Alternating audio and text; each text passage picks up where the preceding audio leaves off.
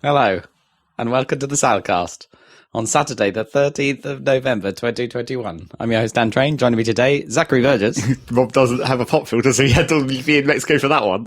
And Robert Kemp. I mean, do you think my teas? Yeah, they sounded very poppy without going into the mic at all. Poppy teas.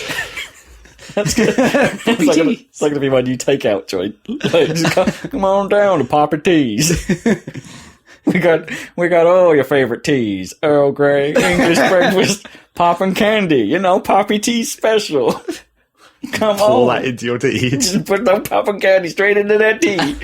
You don't like that sugar? That sugar not sweet enough for you? Poppin' my Poppy Teas, poppin' candy. So Poppy Tea sells popcorn and tea. Popcorn and tea and poppin' candy. And poppin' candy, okay. And maybe just on the edges serves everything with Daddy's brown sauce. Popper Daddy's brown sauce. What about, actual poppies? And poppy seeds. I mean, I guess it's we're slightly... Poppies. No, that's poppy seeds, though. That's not poppy teas. They're our direct competitors. I ain't got time for poppy seed. It's still poppies. Poppy. And we're only playing 90s cheese. Right. It's got to be poppy, you see. Right, I see. And if you bring in a pop shield... I mean, if we're going with everything that rhymes, yeah, it's got to be poppy cheese. Poppy cheese at Poppy Teas. But poppy seeds right a bit down as well. I mean, is that going to be like the only? Yeah, is that going to be the only food we serve? Just bags of poppy seeds and cheese, apparently. Oh no, I was still on the music thing, like poppy cheese. But yeah, I suppose we need to have some poppy cheese, actual poppy cheese, and Earl Grey tea, and Earl Grey, all the teas, man, all the teas. You want your chai? Yeah, we got that shit. Lapsang Souchong. Oh, absolutely. Mint. Is it funny that there's loads of coffee shops and drive-through even coffee shops that there's no tea shops, although you get tea from the coffee shops, but there's no tea brands. The tea rooms, but there's no I know what you mean. There's no Twinings. Well, they make the tea, but there's no Starbucks of tea. No, Starbucks just makes the tea as well. Yeah, I know. But... this is where Poppy Teas comes in. Yeah, Poppy Teas. Poppy Teas. I'll sort that out for you. And I probably need to drop the American accent there. If it is actually about tea. I was wondering where that came from, because it's popping popcorn chicken or something. Is that where KFC style? Chicken, what you mean, poppy seeds? Poppy seeds. Yeah. Do you get poppy seeds at Poppy Teas? Poppy seeds. Probably get your poppy seeds. Your okay. Popcorn chickens. And all adverts involve being right up on the mics with no pop shields. Poppy seeds, yeah. Gotta enjoy the impact of all them peas. Them plosives. Peas. Just for everyone listening on their headphones. Just oh God, what just happened to my ears? Welcome to the plosive cast. Yeah. Plosive cast, yeah. I love it. That's a great word, isn't it? A plosive. Yeah, it's very aptly named. Is it? Or is it? Now we got to talk about the word explosive and the relation to plosive. That's exactly what I was thinking. Yeah. Here it comes with a standard podcast discussion. Well, it's like plosive then directional, right? Because it's if explosive is out, implosive is in. Is plosive just sort of a vector of force? Right, like a rocket. Yeah, kinda. Rockets, they're not explosive. They're plosive. They're plosive. Yeah. I don't know, they are kind of explosive. Well, it depends what you're talking about. If you're talking about the exhaust of the rocket, yeah, that's maybe plosive. Maybe plosive. Yeah. What else is there? That's what a rocket does, right? Well, I meant when it hits something and explodes. Oh, I see. like a rocket in terms of weapon rather than a spacecraft. I guess the propellant on the rocket would be plosive, and then the actual impact is explosive. Yeah, maybe. Makes sense. And then if you load it with red matter, you get an implosive rocket that's plosively propelled. Red matter from Star Trek 2009. Yeah, that's right. Okay, hang on. Or Minecraft. Red matter in Minecraft, is that that pull things in? I feel like, well, I don't know if you can actually I think there might be one mod that uses it like that, but it's used as like the final tier of matter compression in the stupid equivalent exchange. Like you go past dark matter and then you have red matter. Wow. You go beyond not being able to see it to it being red. Okay, that's quite dumb. Oh man, you get infrared matter. That would be dark matter. I guess that's true. Well, it wouldn't know because you could still see it with an infrared camera, I guess. Yeah, but or whatever. Are you saying it absorbs infrared or does it emit infrared? Yeah, that's the question. Yeah, if it emits it. Either way, you could tell it was there. Unlike dark matter, which you can't tell if it's there, apart from the gravitational pull. Maybe. And the accent. Yeah, that helps. Yeah. It's distinctive. Dark matter. You tell dark matter from matter. Dark matter from the far red list. They can never fully lose that accent for the dark matter. Oh, it's the space telescope finally launching. God, it better fucking succeed. If that thing blows up. I know. Everyone is like butt clenching for the whole world. Oh my God. People's entire careers have been trying to build this one. And it's not just that it has, like, it's not that it just has to avoid blowing up, it also has to, like, work. Yeah. They can't even go and fix it. It's not like a Hubble situation where you can go up there and fix it after you put it up there, and once it's up there, you're basically fucked. Yeah, I think it's definitely much more likely to go wrong up there than it is to blow up. Did you see the unfolding sequence has like 200 different like servos or something? It's like that all have to work. Literally all of them have to work. It's insane. Wait, so like if one goes, it can't just like be dragged by the others? Yeah, well, presumably there's redundancy in the system, but yeah. I mean, I'm sure if it was possible to add redundancy, they would have added it. Given how if it doesn't work, they're screwed. Well, maybe, I don't know. It's like how much more money would it cost to launch if you had too much redundancy? I don't know. I mean, who knows what if it doesn't work? If you add so much redundancy that you literally double the price, then don't bother, because then you can just build another one if it doesn't work. Maybe that's not a bad thought, is it? Yeah.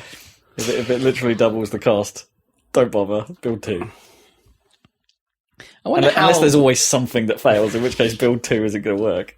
So, like, it's going to that Lagrange point, right? Yeah. Whatever. But, like, how busy can that place get? Like, presumably you can put quite a few satellites in that Lagrange point. But if it was super precise, they'd be on top of each other, wouldn't they?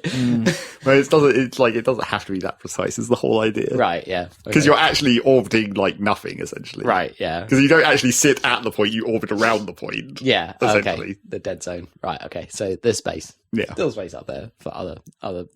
And you're still going to need to use fuel regardless. So what is Lagrange?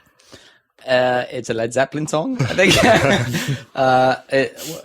You could probably explain it better than me, but it's the point between two gravity wells where it evens out. So, like, in between the Earth and the Sun, if you're in the Lagrange point, you're being pulled equally by both. But it also, like, because of the way it's warping 3D space, there's like 4 of them. There's like the one in between the 2 points. There's one on the opposite side of both the points, because then they're both pulling equally. Oh, I see. And then there's 2 that are like on like equilateral triangles ahead and behind of the second point because of the weird way gravity works. But basically, you can sit there almost perfectly still without using fuel if you're in that place. Except not really, because you have to orbit it very slightly. But that's good for a telescope, presumably. Well, I don't know if it's necessarily they're worried about the fuel or the orbital position as much as it's just like they're using L2, I think, right? That's the one that's in line with the Earth and the Sun, but behind the Earth, because then you're never going to see the Earth or the Sun because you're basically facing outwards away from the orbit. I see. Yeah. But they still have to have a giant shield just to muffle all the shit spewing out of Earth from behind. Yeah. And that seems to be the main thing, unfurling the shield, like from the shape that it is in the rocket. Yeah. Making that, because the mirror just has 2 flaps, right, to slot into mirror shape, so that's quite straightforward. Yeah, I think, but it's just deploying the sun shield thing. It seems to be the big difficulty. More or less difficult than a solar sail. Well, it basically is a solar sail. It kind of is, yeah. Well, not intentionally, but more layers, but like same not sort as wide of concept. Yeah. The big sheet. But if it's at Lagrange, it doesn't need to be pushed out. Right? No. It doesn't need to be literal sail. No, that's right. It shouldn't go anywhere. Hopefully, that'd be bad if it did.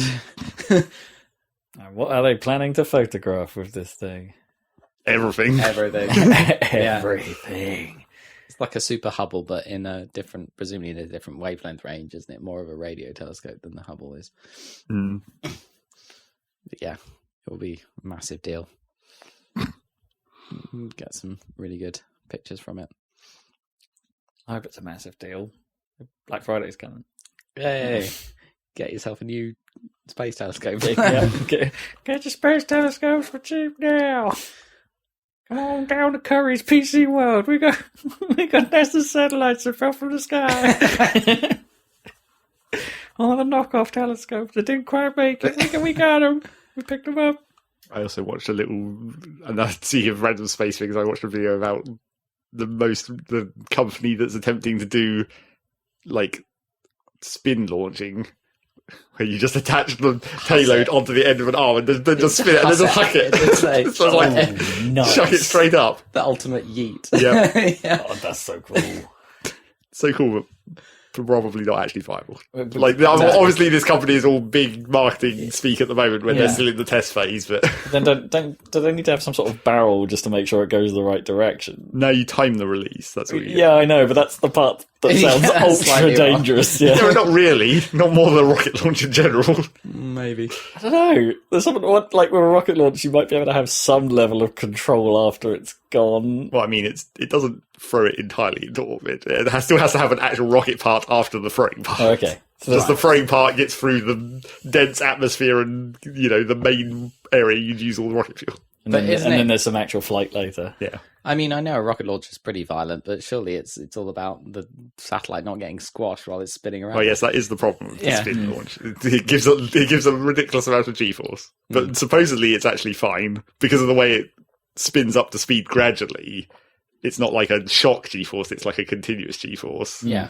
And apparently they've tested it like you could just put a smartphone in there and it will survive like 5,000 Gs. Oh, really? Wow. Okay. Is that true? Supposedly. Freaking heck. Just because it's applied very gradually rather than instantly. Yeah, how much, I suppose if it's 5,000 Gs, is that actually 5,000 Gs pressing on important bits of the phone? 5,000 Gs pressing right in the middle of the screen is probably going to be bad. It's not point loading. Surely it would get flattened. Well, presumably there is some structural requirement for this kind of thing. Interesting. I mean, I guess they're not. Yeah, if you mount it right inside the thing, and as you say, and the G is all pushing in the right direction, you're not going to get the classic phone bend. No. That seems to be the worst problem with phone construction. But supposedly the biggest problem with this system, well, there's two things. Firstly, you have to spin it in a vacuum. So you have to have a giant ass vacuum chamber that has the whole spinning arm and payload in, and it has to have basically a sheet over the exit so that it can puncture its way out. Because you have to keep the vacuum in, but you also have to get the rocket out. Right. Yeah, so you just have to have a destructible doorway that it blasts out of. Yeah, because surely you can't just open it at the last second because all the pressure that comes in is going to bone up your... Well, that too. Because the moment all the atmosphere goes back in there, you've got this thing that's spinning incredibly fast. It's going to get very hot. Yeah. And then obviously the other problem is as soon as you release the rocket, you've completely changed the weight distribution. So you're going to either destroy the arm or you're going to have to basically chuck ballast downwards at the same time so you have a perfect counterbalance. You need a trebuchet kind of action, that you where it's but then on you the end of the arm. can't really spin that up. No, it's true. You need basically you need a sort of rail gun that circumnavigates. Well, or you just make a railgun. Yeah, I mean, that's how you solve this problem. Sure, for the idea one is trebuchet action. You just go all the way around the globe and then fire it out the other end, but then you can accelerate nice and slowly. I don't think you'd need one that long. But you'd want one, wouldn't you? It's like Snowpiercer. That's what it was ready for. Yeah. Well, that I'm just thinking it could be that terrible Total Recall remake. Well, not that terrible, but kind of odd Total Recall remake where they just cut a hole through the middle of the Earth, and that was the commuter route. That's kind of the weird thing about that. What's his face? Irish guy was in Bruges. Yep, that guy. Also in the Fantastic Beasts stuff. Colin something. Yes, that's it. Colin no Irishman. I can't remember. It's not Firth. I want to say Firth. Anyway, that'd be a very different film. Yeah, they just basically have a hole through the center of the Earth, and that's how they commute between like safe parts of the planet or something. They just go through the middle. Right, doesn't seem sensible. I mean, it would work, but it'd be impossible to build. Yeah, yeah. So yeah, you need one of those. Yeah, but that doesn't actually gain you any speed. No, it wouldn't work until you come out the other end exactly as you start. Yeah. Not for launching to space. It's only for travelling along the Earth. Not if it was a rail gun all the way through the middle. Yeah, but then it wouldn't actually be any benefit to building it like that. You might as well build it on the surface because you're not actually gaining anything from going through the middle. Just be straight. And it doesn't have to be straight. It wouldn't be in the way. I mean, surely with the slingy thing, like when it actually does launch, like you'd have to be really careful because surely when it's spinning, all the pressure is outwards, right, from the direction of the spin. And then when it eventually flings it, isn't that going to just suddenly shift? And is that the bigger problem? Well, that's what I said. You have to it's going to unbalance it. Yeah, it's still a shock G in some ways. Well, not for the rocket, really, but for the arm. But that's why, like I said, there's ways to solve that. But it would hit the atmosphere immediately out of the vacuum. But that's what I mean. It isn't a shock G for the thing, because it changes from being... It sort of does a 90-degree change, doesn't it? In where the actual pressure is, because it'll be pressing down on you from the atmosphere. Yeah, but it's not actually an acceleration at that point, is it? No, it won't be. But you're not accelerating any more speed. You're just suddenly not being pulled inwards, essentially. No, if anything, it's a deceleration. But you would be hitting the thickest part of the atmosphere at the very high speed compared to a normal rocket. I mean, that's why you have aerodynamics, right? Yeah. Yeah.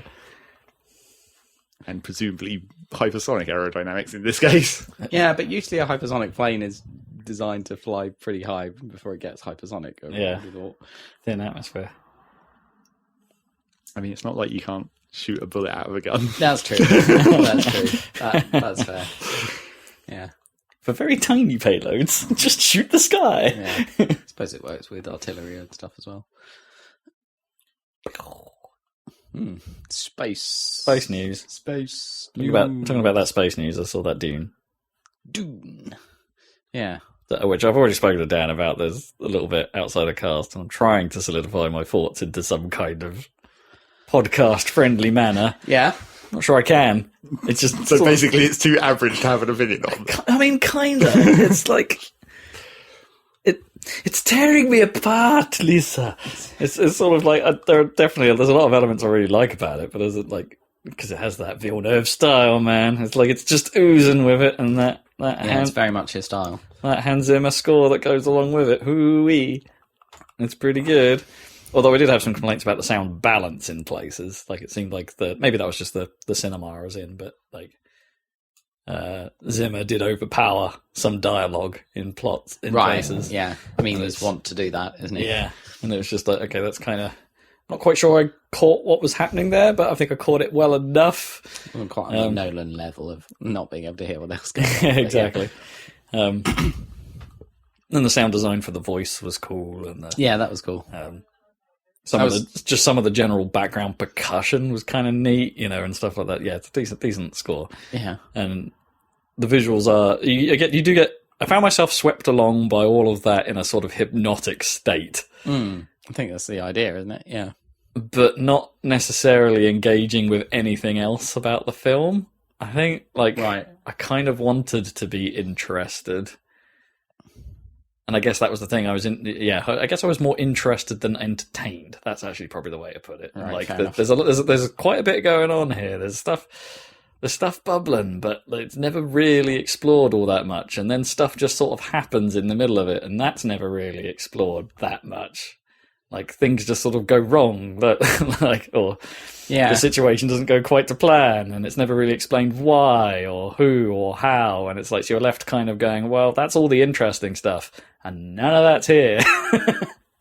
And it's and of course, as as it wasn't really advertised, I suppose, but if you're in the know, you knew this was going to be the first of a two-parter. Yeah. And, it does say Dune Part 1 right at the right start. at the start, but it wasn't advertised that way, right? None of the trailers or none of the marketing was pushing this as a two-parter film, partly because they didn't know if there would be a part 2. So I've heard. It was like they were running the risk that they might not get picked up for the second part this entire time. Which was, boy, that's brave. And then, of course, as a result of that, it just ends in a totally unsatisfying place. That's just midway through the story, but some people have been describing it as like actually like you're nearly 2/3 of the way through by the time you reach that point, and it's just of the main plot. I don't know. There's some other stuff happens. Yeah, I don't know. So you've made it 2.5 hours, and you still don't really know anything. It seems, and it's just I don't know. A bit in the back of my head thinks it's like you either needed to go full on TV series and actually just go deep and explore all of this and make the complicated world work because you've put everything in. Maybe even flesh it out more, fill in the gaps. Or somewhere there's possibly a 90-minute edit that could have actually have worked. Like of part 1 or part 1. Yeah. Just trim it. Because there's an awful lot of scenes that are just there as dressing. That end up being not really noteworthy, except for them to perhaps do something flashy with the visuals an hour later. I'm thinking of the trees in particular. Oh, right, yeah. Like, they only exist to do a dramatic moment, like 5 seconds of footage later. Well, that's like a social thing, isn't it? Where it's like... Kinda, but it's like it's sort of unnecessary because they don't even go into the social dynamics of the city all that much. You know, they mention it, but it's set dressing. It's about how precious the water is, right? Isn't that what that scene is about? Kinda, but you kind of already knew that because they'd already they've already by explaining the still suits and explaining all that. Oh stuff, yeah, it's like the fact that they're using water that could be, could be for people on these trees. Or but that's you already got the idea that it's like a little bit that way inclined. And, the Fremen are already oppressed and things like that. We already know all that. It's not... But anyway, that's just one example. There's a few moments like that where it's just like okay, some key plot points, like halfway through let's just call it the big fight. There's some plot points in there that are just like, oh, you really rushed that. That just sort of happened and went away. Okay. Probably could have survived without it, potentially. I don't know. It was always going to be a difficult adaptation. Let's be honest. It's possibly one of the hardest things to do. Hard to adapt. Yeah. But for me, I don't think this was the direction. Like ultimately, are you a fan of the book and stuff? It's one of those things. I think I prefer I guess a little bit like Mass Effect in a weird way. Bring it back to video games. I think I like the world, what they do with the world more than I end up enjoying the core story. If that makes sense. It's like the world setup is great. What the core plot is, not necessarily as much of a fan. It's very faithful to the classic sci-fi novel. Which is commendable. Yeah. Absolutely. But I think that's my problem with a lot of things in general, actually. It's just like they do a fantastic job setting up the world and then they tell a rubbish story. Like that's fairly common. And in games. True in games as well. Yeah. Very true. But that doesn't matter so much because you can just sort of live in the world and do missions and stuff. Exactly. It doesn't actually matter. If the core plot isn't that good, it's not as important in games as in... Exactly, yeah. The being in the world can be the point. Yeah. And you can have side stories and stuff that can be good even when the main plot isn't the best. Absolutely. Yeah. I'm sort of thinking more recently, like, you can think Sable is that entire thing, right? It's the distillation of, like, there isn't much of a plot here. Yeah. But being in this world just looks damn interesting, and that's all you need. So, yeah. Dune. Done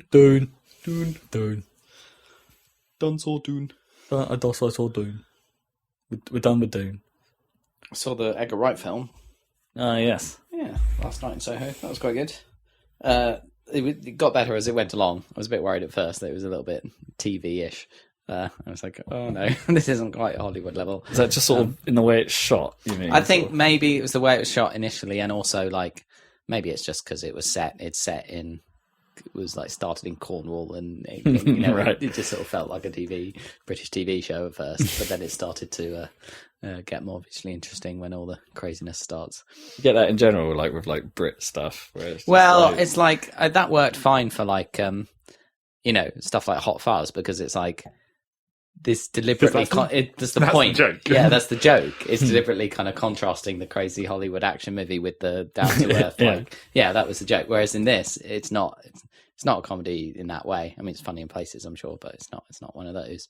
And so it's like, it was a little bit strange, but it worked. I think it's just I think it's easy to fall into that trap just because it's British sometimes. Yeah, like, I don't maybe. know. We've Maybe sort of been. Maybe it's just us. Like we've been like all the most of the big budget blockbusters are kind of American set in some ways. So then when you hear like a cheeky British accent, and everyone's got a cheeky British accent, you sort of immediately feel a little low budget for some reason. Maybe. I mean, maybe. I think clunky dialogue is more obvious when it's like British. Like, I think American stuff sort of covers that over a bit further for us, maybe, or for me anyway. But anyway. Or maybe it's the American cheese that you miss. I don't know. Yeah. But yeah, I recommend seeing it. It was good. It's got. It's like Game of Thrones. I come for like the old English actors who happen to be in it. Like this one's got Terence Stamp in it and Diana Rigg. Yeah. And Diana Rigg was in must have been her last film because she died sadly. But she was in one of the best things in Game of Thrones as well. I saw that they did I saw the trailer for the new Kingsman film, like The King's Man. Oh yeah, actually looked pretty good. I haven't seen the second. How many other have there been? There's been two so far. I haven't seen the second one. Yeah. Second is probably slightly more absurd than the first, right? Which is saying the first something. Was pretty ridiculous. Yeah. That's so weird tonally, that first film. Oh yeah, it's so weird. And then just a random anal sex joke at the end. Yeah, it's like, is that necessary? Yeah, yeah.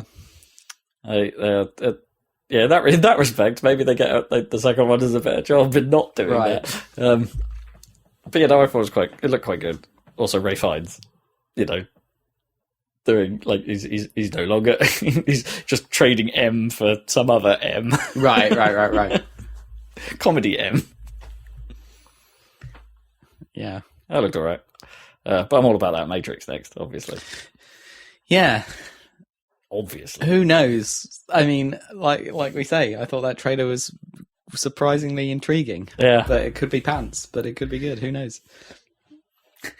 Saladcast recommendation preview. It could be pants. Preview result. I mean, I'm not convinced that there is hope that it won't be pants based on that trailer. Whereas the other things you see the trailer, you're like, confirmed pants. don't need to watch. Yeah. The more I've thought about that Uncharted trailer, the less it sits well. Is that midday or midnight? Neither. Alexa. It's given up. Yeah. Confirmed pants. Confirmed pants. It's confirmed pants at any time of the day. Yeah. Midday or midnight? Alexa, stop. Whatever it is you're doing, stop. There we go. little interruption. Speaking of adverts and confirmed pants. Yeah. Confirmed pants. Is it an advert for pants? No. Pants confirmed. Well, not yet. Pants I mean, it's November, which means the YouTube Christmas advertising is ramping up. It begins. Starting to see lots of clove adverts and perfumes. I've started my YouTube premium trial. Just in time. Yeah, got to avoid it. But apparently what has actually happened yesterday in YouTube is that they for some reason decided to completely change how adverts are shown. Wait, really? Well, I think they're trying to, because you know how normally on like a YouTube advert it has like a little hyperlink in the bottom that actually links to what it's advertising. If you don't want to click on the video, no, that doesn't work though, does it? I think if you click on a video, it does link to the thing, right? Does it pause the or ad? does it pause it? I think it pauses it still. But anyway, so normally there's a tiny little hyperlink thing in the bottom left that links you to whatever it's advertising. But now they seem to have decided that wasn't enough. So now what you get is half the screen has the advert in a tiny window. So it's like it's the same aspect ratio but compressed down to fit in half the screen, so there's just black bars. And the other half of the screen has like the text part with like the click here to ad, go to the... right. So it's just like, why? Who thought that was a good design? And also, apparently, because people weren't prepared for this change, I've already seen like more than one of these adverts where the text part is just like a hell unbroken hyperlink to nothing. So did they deploy this change at the same time as hiding the dislike count so that people would talk about that instead of the advert? Maybe, because that's the other thing that's happened. Yeah. They're trying to hide the dislike counts, except only on, really big channels, not on the small channels where it actually would matter. Is it specific? Well, maybe, or maybe they haven't fully rolled it out across everyone yet, but they're starting with the big channels for sure. Because I saw people were sad about the clip from Futurama, like the neutral guys. the neutral I have party. no strong feelings one way or the other, and it's like perfectly balanced, like likes and dislikes. It's like you can't ruin that joke. Yeah. Now you just have to guess, because the dislikes still exist, you just can't see them on the video. Only the people who have access to the back end, like the creators, can still see it. The dashboard. Which completely negates one of YouTube's arguments of why they wanted to get rid of them. Which was like, we don't want people to feel bullied by dislikes, so we're going to hide them, except the people who are actually the ones making the video still get to see them. That's really strange, isn't it? Because surely if someone posted a video that was bullying... Right, like an opinion piece or something that was bullying someone potentially. Surely that would just get liked by all the assholes, right? Oh yes, and that's the visible bit. So it's, I do not understand that reasoning at all. Is it just because like people see it and go like, do you reckon there's like a sheep mentality when it comes to there's some amount of dogpiling aspects to it, where it's like once it starts rolling into downvotes, they just get piled on. But, like, that's not a good enough reason. I must downvote this because of social pressure. But, like, the Reddit downvote system, like, it actually is important on, like, what appears in the feed, right? Yeah. Like, the YouTube, does it matter that much? No. Well, nobody really knows. Well, supposedly it hasn't mattered for ages because, according to the YouTube algorithm, likes and dislikes are exactly the same. It's just engagement. Oh, wow. Okay. So, if people people hit that dislike button, it actually boosts it. Interesting. Yeah. Boost it. So it all sucks. And, like, I mean, if dislikes get turned off and people have comments turned on, that's just going to fuck up the comment sections even more than they already are. Because now you won't just people who just have people just disliking and going on their way. Everyone will have to type a comment in order to express their dislike. To say, I confirm my disliking publicly. That's great. More drama for internet comment etiquette, Eric. God. But YouTube comments suck so much. Yeah, they do. Exactly. Yeah, but not in a fun way. They just suck. You don't have to read them. Well, yes, but that's the whole problem. And that's why, like, if I was a person who wanted feedback on something, I'd much rather have just likes and dislikes than having to read comments. Right. Yeah, but then at least you're the creator and you still have that. Well, yeah, yes. For now. For now, yeah. Does it only become positive engagement, do you think? Like they just get rid of dislike completely? But did they try that once before, actually? Like well, they already... Or was that something Facebook did? Someone did that, didn't they? They got rid of them on... I think it was Facebook, right? They got rid of dislikes and it's only like... Flag is the only thing you can do in the negative. To be like, this is inappropriate. But they'd already hidden the number of dislikes on comments in YouTube. So you can see how many likes a comment has, you can't see how many dislikes it has. But there is still a dislike button there. But I don't know if those dislikes are even tracked, because that's not linked to like the creator of the video, unless you can see that on the comments page on the creator back end of the video. Like maybe you can see the dislikes of the comments on your video. Maybe. I don't even know. I don't even know. But yeah, obviously YouTube's bullshit reasoning is bullshit. All they're really doing is trying to not piss off the big companies who get dogpiled a lot. Such as Nintendo, for example, in their last couple of videos. Where the pricing of the expansion pass is like probably one of the most downvoted videos Nintendo's ever had. It's the most disliked video on YouTube, apparently. Well, by ratio at least. Is it? Like, is that how they worked out, or is it just raw clicks? Oh, I don't think it's raw clicks. It's not got nearly enough views for that. Surely not. Yeah. But that's the headline that we saw, was it? It's the most disliked. Can't be right. No, I don't think so. I'd believe it if it... maybe most disliked of the year, as if that's a thing. Yeah, that would make more sense. If there's a way of tracking it that way. Or most disliked of Nintendo's YouTube. Well, that could That's well probably definitely true. Yeah. And segue into news, Nintendo have responded to that as, yeah, we're working on improving Switch Online. Really? That's all they've said. I mean, that's all they've said every time for the last 3 or 4 years that it's been shit continuously since launch. At least at least prior to Expansion Pass, I kind of got why they might want to start charging for online play, especially if it means running the cost of servers for games like Splatoon and Animal Crossing and Smash and Mario Kart, and it's like, okay, so you've got to get money to keep the servers running somewhere. I kind of get it. Xbox does it, PlayStation does it, but not necessarily for their own services, which is kind of, again, that's probably a slight point for this. It's not like they give Fortnite money for, like, free play, so it doesn't count, but it's not like they gave, like, Rocket League money for being, like... It's also free to play. It is now, but when it was first released, you know what I mean? To say, like, oh, you need to... Because you've released a game where you need the gold subscription to play. It's like, oh, maybe some of that gold money should go towards your server costs. It's not like it was that. But I guess I kind of forgive Nintendo for introducing the pass for that reason alone. I guess because I cared about Nintendo's own games. But the expansion pass is just. There's no justification for that. There is none. Like, for the amount of money it costs, there is none. So it's just... And we didn't talk about it last time, but that N64 emulation, it's no good. Didn't we talk about that last time? No, we actually skipped over it. We mentioned it before the podcast between us, but didn't actually end up talking about it. It's not like there's anything to say. No, it's just bad. Although apparently it's mainly just Ocarina of Time that's bad. The other ones aren't nearly as bad, somehow.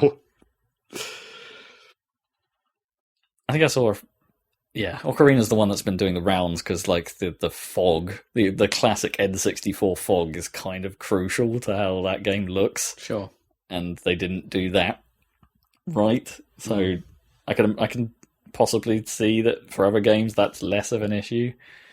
But that wasn't the only problem, right? People were complaining about the input lag being an issue. Like, the emulator's actually fairly laggy compared to existing solutions. And the slightly odd thing that Nintendo have been good at this before. I mean, that's the weird thing, right? Nintendo have been good at emulating N64 themselves in the past. Yeah. And in fact, they kind of always have been good at it until now. Like, Virtual Console was fine comparatively. It had a few issues, but not too bad. I'm not sure how those we may have touched on this before at this bit, but like how those GameCube variants ran. Like, were they emulated or were they actually what variants? Of Ocarina of Time, right? Oh, those. Yeah. I had that. I played it through on that. That was. I remember that being fine at the time. But yeah, like, how were they done? Were they actually emulated or were they just like a code port at that point to GameCube? I'm sure I had 2 different discs. One of them only had Ocarina, but had like Master Quest on it, and the other one had, I think, Majora's Mask. I think they're both here. Right. Okay. I think they're both in upstairs. Yeah.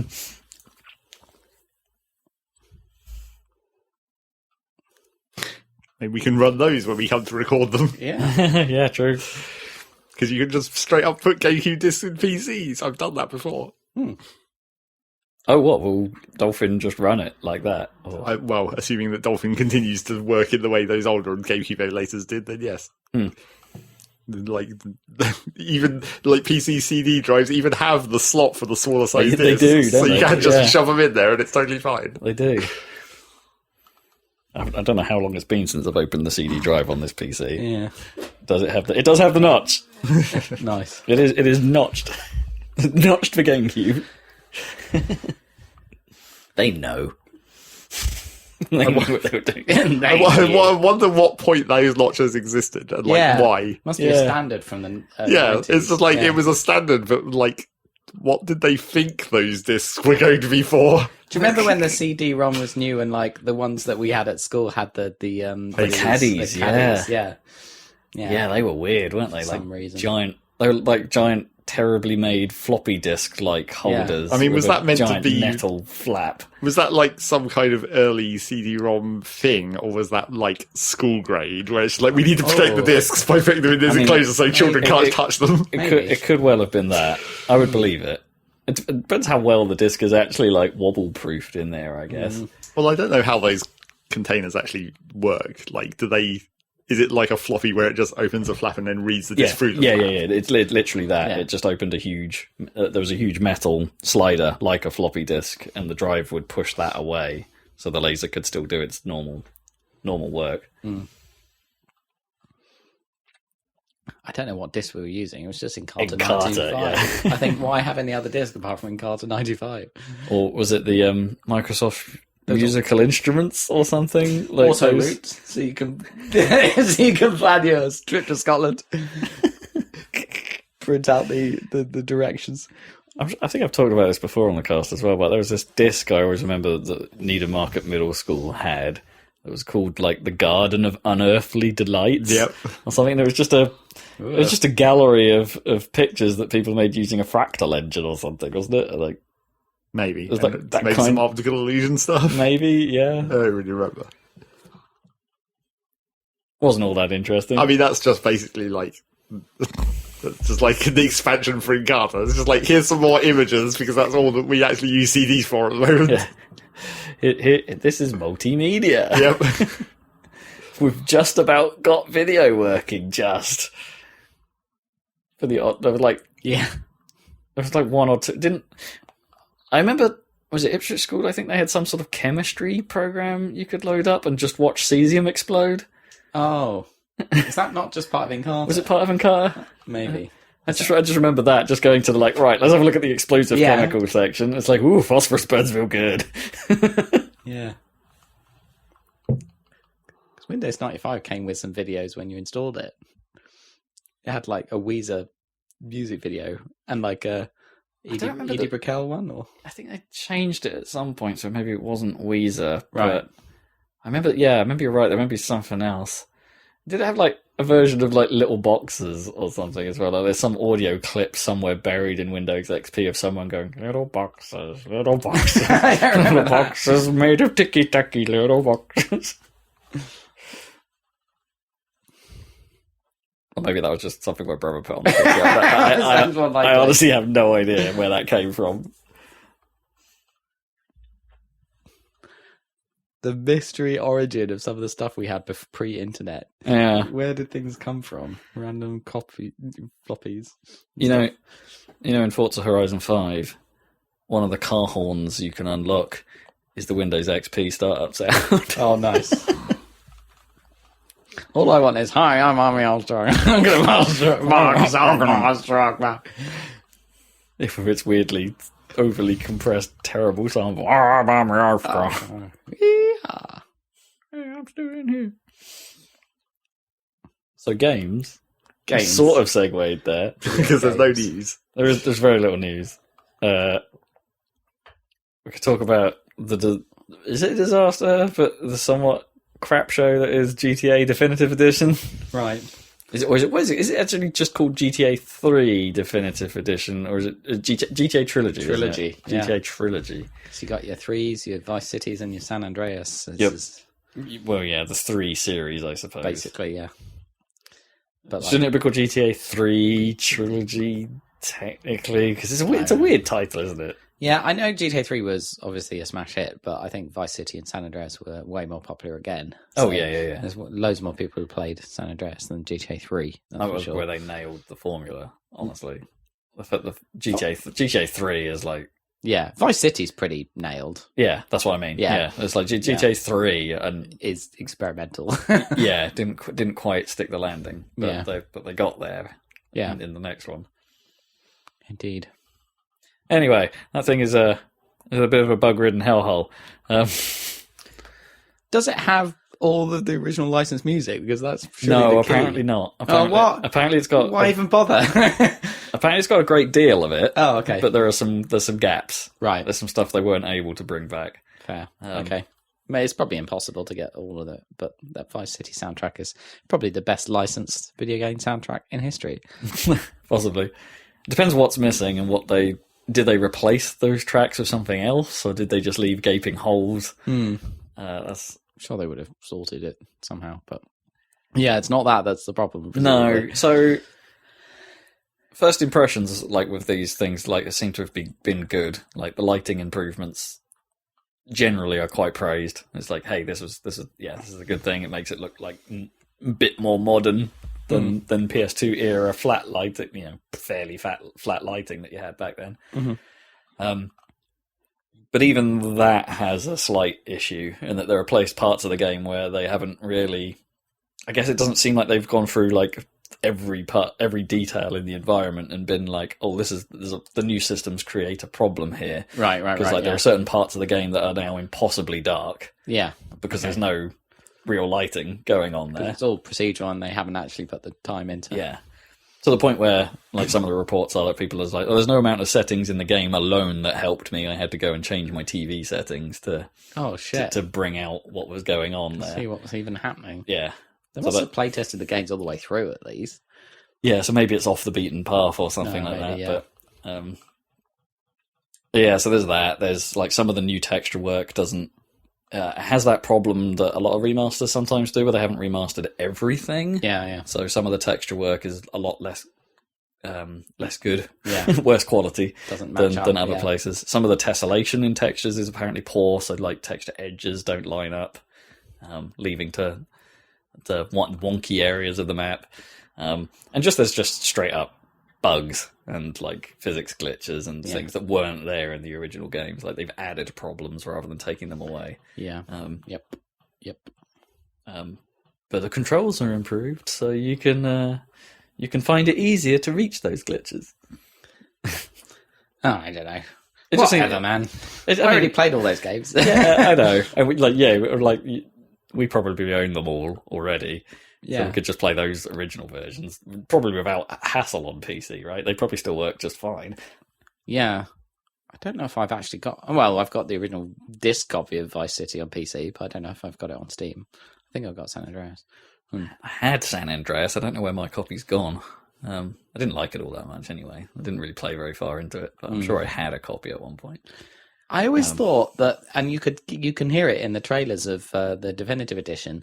What is with the gun sound effects in San Andreas? There's like no reverb at all on them, and they sound really like pop pop pop.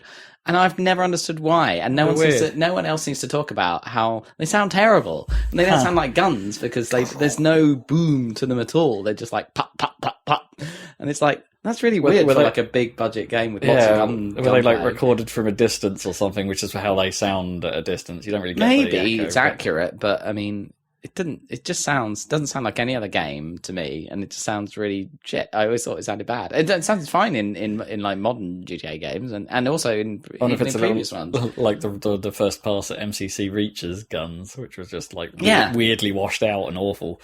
Maybe it's just me, but I don't know. It just didn't work for me at all. I have to go have a list of those. I don't really remember that. But they hadn't really got. I mean, sound balance was still all over the place in games then, anyway. But sure, yeah. Yeah, GTA. So maybe hold off on that. Well, in fact, you're forced to hold off on it, right? Because GTA have stopped selling it. I think Rockstar have stopped selling it. They'll come back shortly, I'm sure. But, a bit embarrassing. But it's just a weird... like the business decision there, we talk like this is slightly odd as well, isn't it? So it's the conversions were all done by Grove Street Games, who have a history of working with San Andreas in the past because they ported it to mobile, and that was a hellhole. How are you even supposed to play that game on a touch? I mean, badly, I guess. Maybe you plug a controller in. Yeah, I guess so. To your iPad. And so that wasn't particularly well received anyway. So somehow the same team got brought back to do this, and they've done it all badly again. It's like the only thing I can think of there is that, point one, Rockstar don't care. Because people are probably going to buy it regardless of its quality. I guess. But then that's very much a not Rockstar attitude to have, isn't it? Yeah. It's like it feels like some business guy said it rather than... It depends what's rather happening. than Hauser or whoever is in command of Rockstar Well, these one days. of them One left, of them is gone, didn't they? yeah. But yeah, I don't know, because it's like they must just...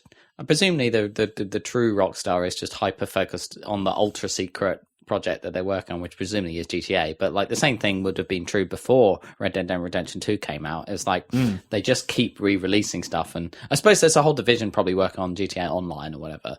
But it's like that.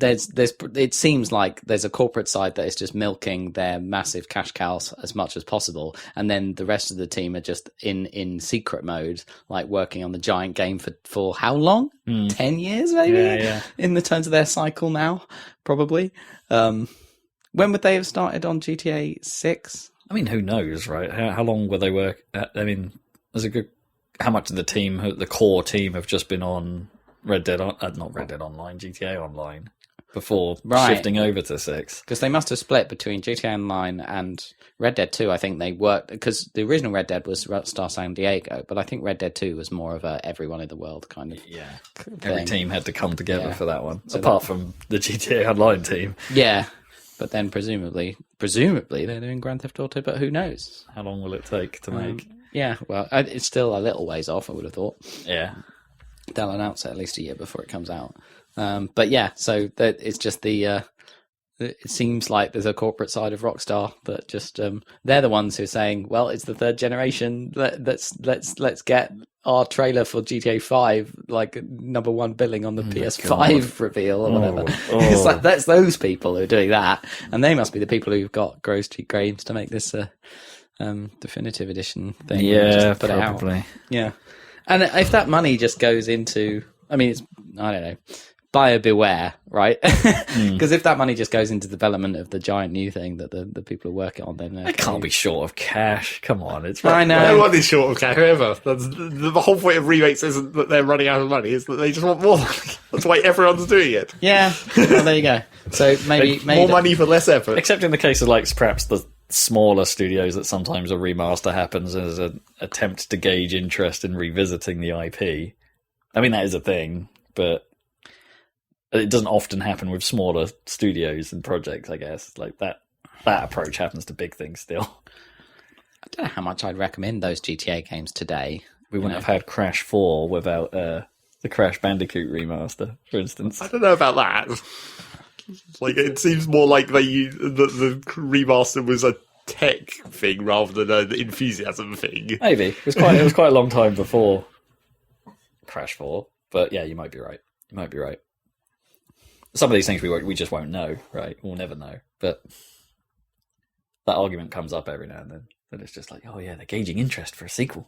That reminds me of a bit of, I guess, news. Something that I saw a trailer for.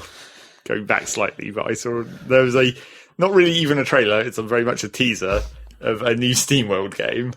Oh yes, yeah. Which I've already forgotten the name of. It's SteamWorld something, because that's what those games are all called. You told me Headhunter, that's what it's called. SteamWorld Headhunter, which the teaser is like. Well, the thing is, I looked at it and I was like, "Oh, it's a CG trailer. It's not actually anything like the game." Right. Mainly because it's fully 3D, and I was like, "That's weird." But apparently, this game might actually be like that. Oh, okay. The description says it's a third-person open-world co-op adventure. Okay. Which I'm like, oh, well, okay, weird. But the headhunter part of it seems to be they're stealing that idea from that game that people really didn't care about back in the day, whatever it was called, Headlander. Where you detach the heads and then steal the bodies. Yeah. But with these robots, I guess that makes more sense. Yeah. So was the SteamWorld team behind Headlander as well? Then? I don't think so. No. What was it? Maybe it was. Because I have no idea who made Headlander. Because they're also working on, isn't it, the Gunk? Yeah, the Gunk. Also these guys. Yes. But, I mean, presumably they're pretty much done with the Gunk at this point. That's about to come out. You'd think, yeah. I haven't heard much about when that's actually coming out. Is that coming out, like, this year, or is it... I don't know. I think it must be pretty soon, because I've definitely seen more, like, coverage of it. Oh, really? Okay. I feel like the Gunk went quiet.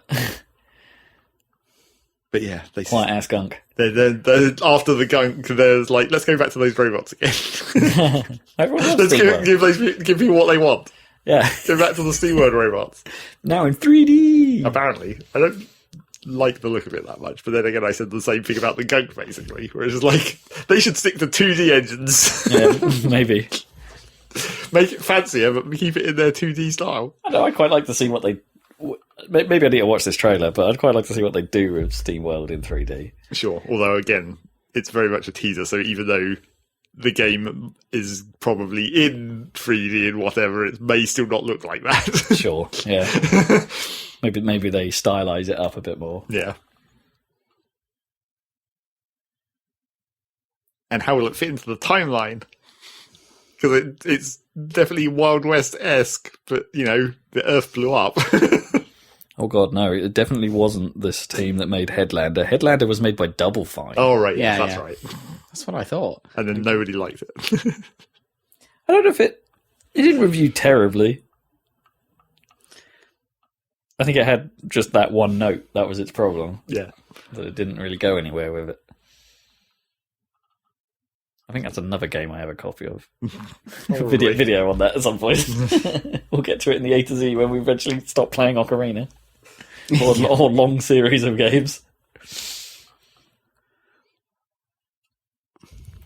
Is there any more news? I think that might be the end of the news. I suppose Niantic are making a Pikmin game that have launched a Pikmin game.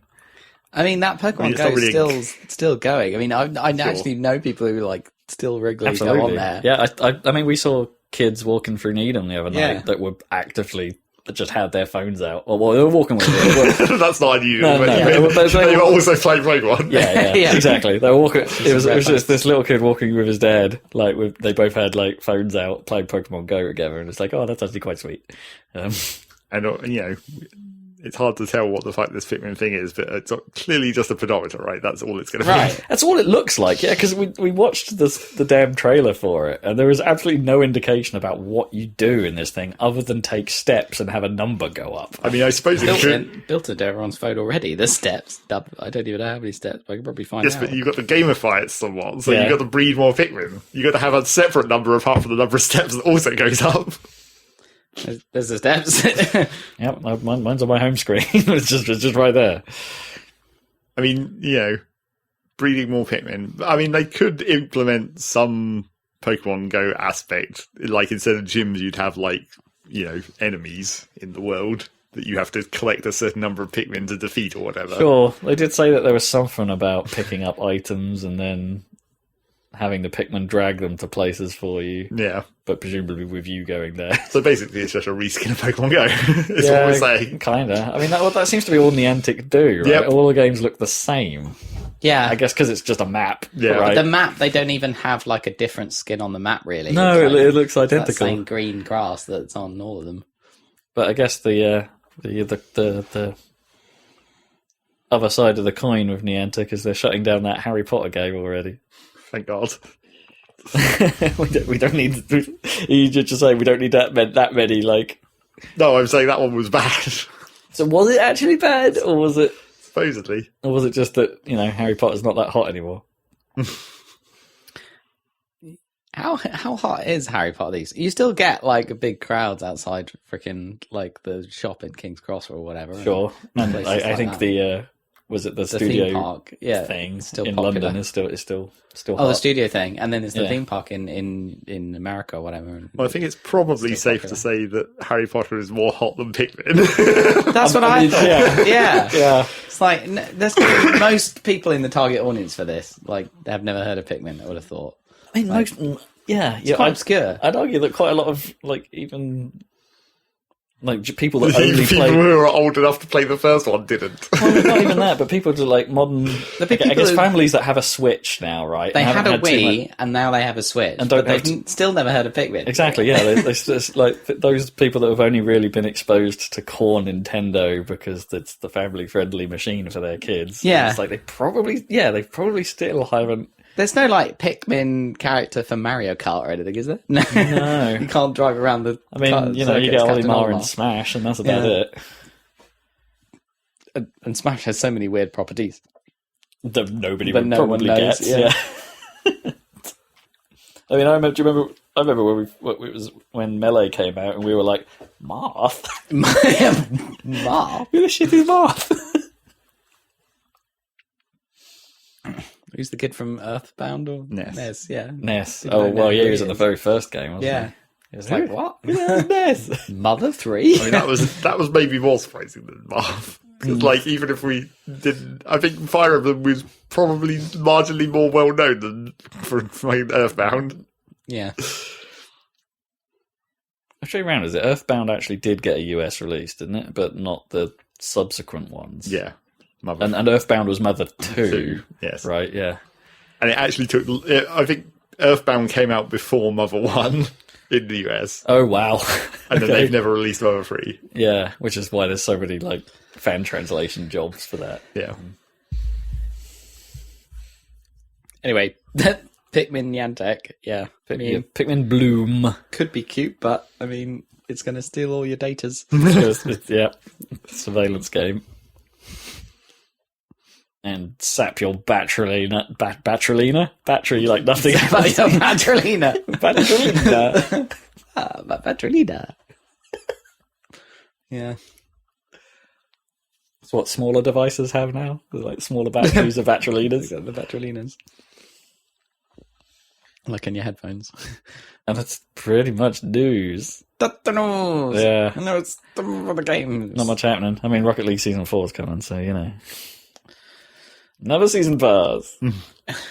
Do you guys want to get your joint gameplay out of the way with Rocket League? You want to get, I mean, and two other things. yeah, I mean, I've just been trying to grind out the last few levels of Rocket Pass. It's like, I don't think I'm going to make it. The last few levels, but not even the last few levels. No, obviously, but the last few levels, I need to get all the credits you can earn back from it. Like, you've got to get to level 110, and I'm at like 98 or something like that. It just seems to have been hard, like, since the rebrand, I suppose, or the free-to-play moment where they rebooted all the seasons. It just does feel like you do have to put more time in to get to that point now. Admittedly, when you and I, Zach, we're not playing quite so many epic sessions as we used to. But No, because we've got other things to play. yeah, exactly. But still, I'm trying to put in the hours here and there, like in little bits, and yeah, it feels more of a grind now, which is a bit of a shame. I mean, it puts like more pressure on playing during the events when you get the repeatable like 20,000 XP. Absolutely, things. yeah. Which is weird because the events are so irrelevant otherwise. Yeah. It's like you don't care about that. It's just like, wow, you can unlock some more bullshit items that you don't care about. But the actual thing you want is just the repeatable experience bonus to progress the rocket files. And then just the standard XP you earn from matches is just so slight now. Like that feels like that's got a lot smaller. Like, so once you've burnt through your daily wins, it's like it's not really gaining you anything unless you're gaining towards one of the challenges, of which I think I've only got 2 I can now achieve, and it's like, and that's only going to get me 2-ish levels worth getting those. So yeah, it's like perhaps the balance is off, but you know, it's a free-to-play game. They've got to try and I kind of get it. They need to goad people into spending more because the game's free now. But damn you, Rocket League! Damn you! My loyalty does not feel justified sometimes. Also, I've gone on a definite lemon streak, so on my playing without you. Just moments where I'm sat there, go, there's almost no point in me playing. You guys are so bad.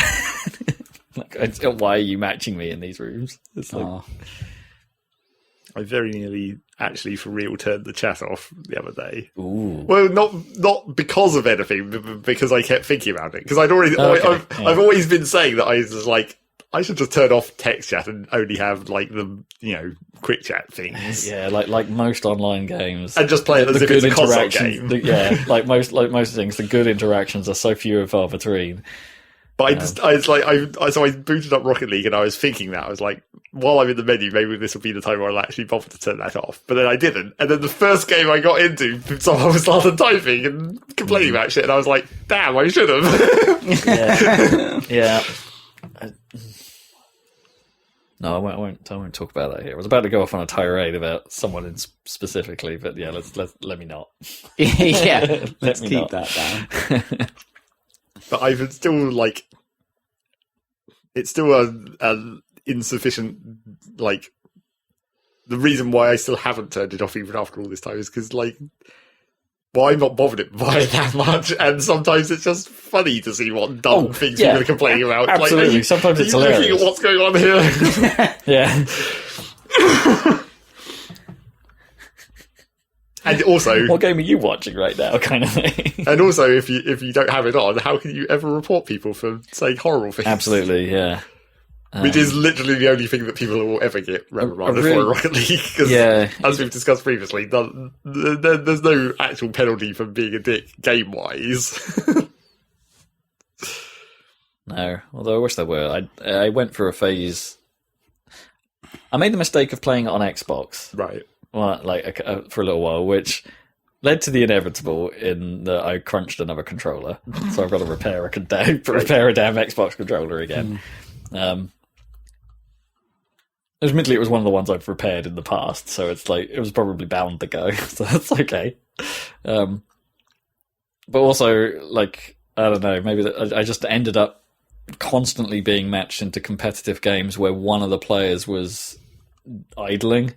Yeah, which was just sat there, but would occasionally move so the game didn't kick him. Oh, right. And it's just like, oh god, that's the worst. I don't think I've seen that one happen much recently on PC. So I don't quite know. I guess I gave them like either the unsportsmanlike or the what do you call it? There is a farming XP farming like report you can do. I was like, oh, God, like this is, but it was game after game after game. It was like a massive sequence of like there would be one guy doing this almost every match, and it became unplayable as a result. And it's like it's a competitive like what I was in. It was drop shot mainly where it kept happening, right? And it's technically a competitive mode. Like I can't really quit out of this. I have to kind of go to forfeit, but obviously the guy doesn't want to do that because he's probably not even there, or just twitching a controller and just farming XP from. But you can't farm XP. No, it doesn't really you have work. to score a certain number of points to be able to get it. Exactly, it's so weird. I mean, maybe in a game like Drop Shot, you do have an actually reasonably decent chance of just randomly having the ball hit you and scoring points. Yeah, yeah, possibly. Yeah, it was really frustrating session. I don't think I've seen that, but like the thing that what I always find is that just like I don't know why, but when you join and start a game, it's almost always the console players who are one of them is just randomly AFK at the start of the game. It's like, why is that a console thing? Yeah. Why is that just something that, I mean, I guess consoles are, when you're at a PC, you're slightly more directly engaged, I guess. Or more likely to be isolated, I guess. Yeah. Less distracted. Just because of where the PC would be, I guess, in most people's houses. But it's always the goddamn console players who are AFK at the start of the game. It's like, why? Pay attention. Concentrate. Yep. That was Rocket League. I don't know. I'm quite. The season 4 is cosmic themed, so spacey stuff. Which is probably a slightly better theme than the Wild West than what one. they did with Wild West. Yeah, Wild West wasn't too they ran out of ideas and started just chucking you the inverted stuff early, right? Like that was. Well, the thing about the Wild West is I don't think they actually committed hard enough to the Wild West. This is just like here's a random other crap. And I did eventually work out what they were going for with like the chrono boost and certain. What, like Back to the Future 3? Yeah, because it was like once you see the like, oh, it's the chrono boost and the like Wild West hat with the cape, like in, in Back to the Future. I was like, like a classic sort of poncho. Yeah, the poncho style cape. I was like, oh, I get it now, but that's still not that's not good. Yeah, they're fine. But I space, those. They can probably do a lot more cool things with, hopefully. Almost anything. Hopefully it'll mean more bright colours. So many crazy colours. Hopefully there'll be more than one goal explosion this time. Yeah. And not just pew pew. And not just giant hands. Yeah, more giant. That is their current trend, isn't it? That it's just massive cartoon Mickey Mouse hands doing something. Yeah. Like, be more imaginative. Rocket League. We also did some Derg. Yep. Because they've had a season pass now. Yeah, but it's free. It's like it's not a paid for season pass, but there is like a progression for playing now, and it's for unlocking cosmetics and doing some side stuff, because they had their big update, right? That introduced like new enemies and new tasks and new guns. Yeah, it's not that I've come across too much of that so far, because like most things in Derg, like a lot of the extra stuff is kind of sparse. Well, and also with like the update happened at almost the exact wrong moment, where it's just like we'd only just barely managed to get promoted, so then you have to do the unlock assignments for the like the deep dives and all that stuff. Yeah, I've still got that. And we haven't even got through them, and then it's added all these other new assignments to unlock the new stuff from the season pass. And we went through one of the weeklies with me, didn't we? And I'm not quite sure what I got out of that, honestly. Like, I'm not sure which one you were actually doing, because I thought we were. It was the sort of one, the big one that was green on the like right hand side of the assignment. Well, that was probably the wrong one then. Oh, you were meant to do the one which gives you cores, not just. I haven't seen that. It's directly below it on that same menu.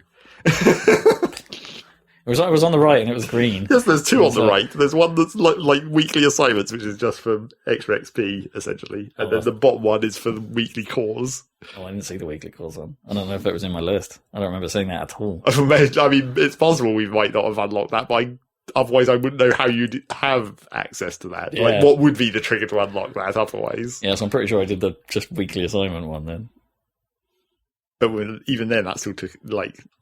You still have all of these assignments are like at least 3 whole missions, so that's like a whole session.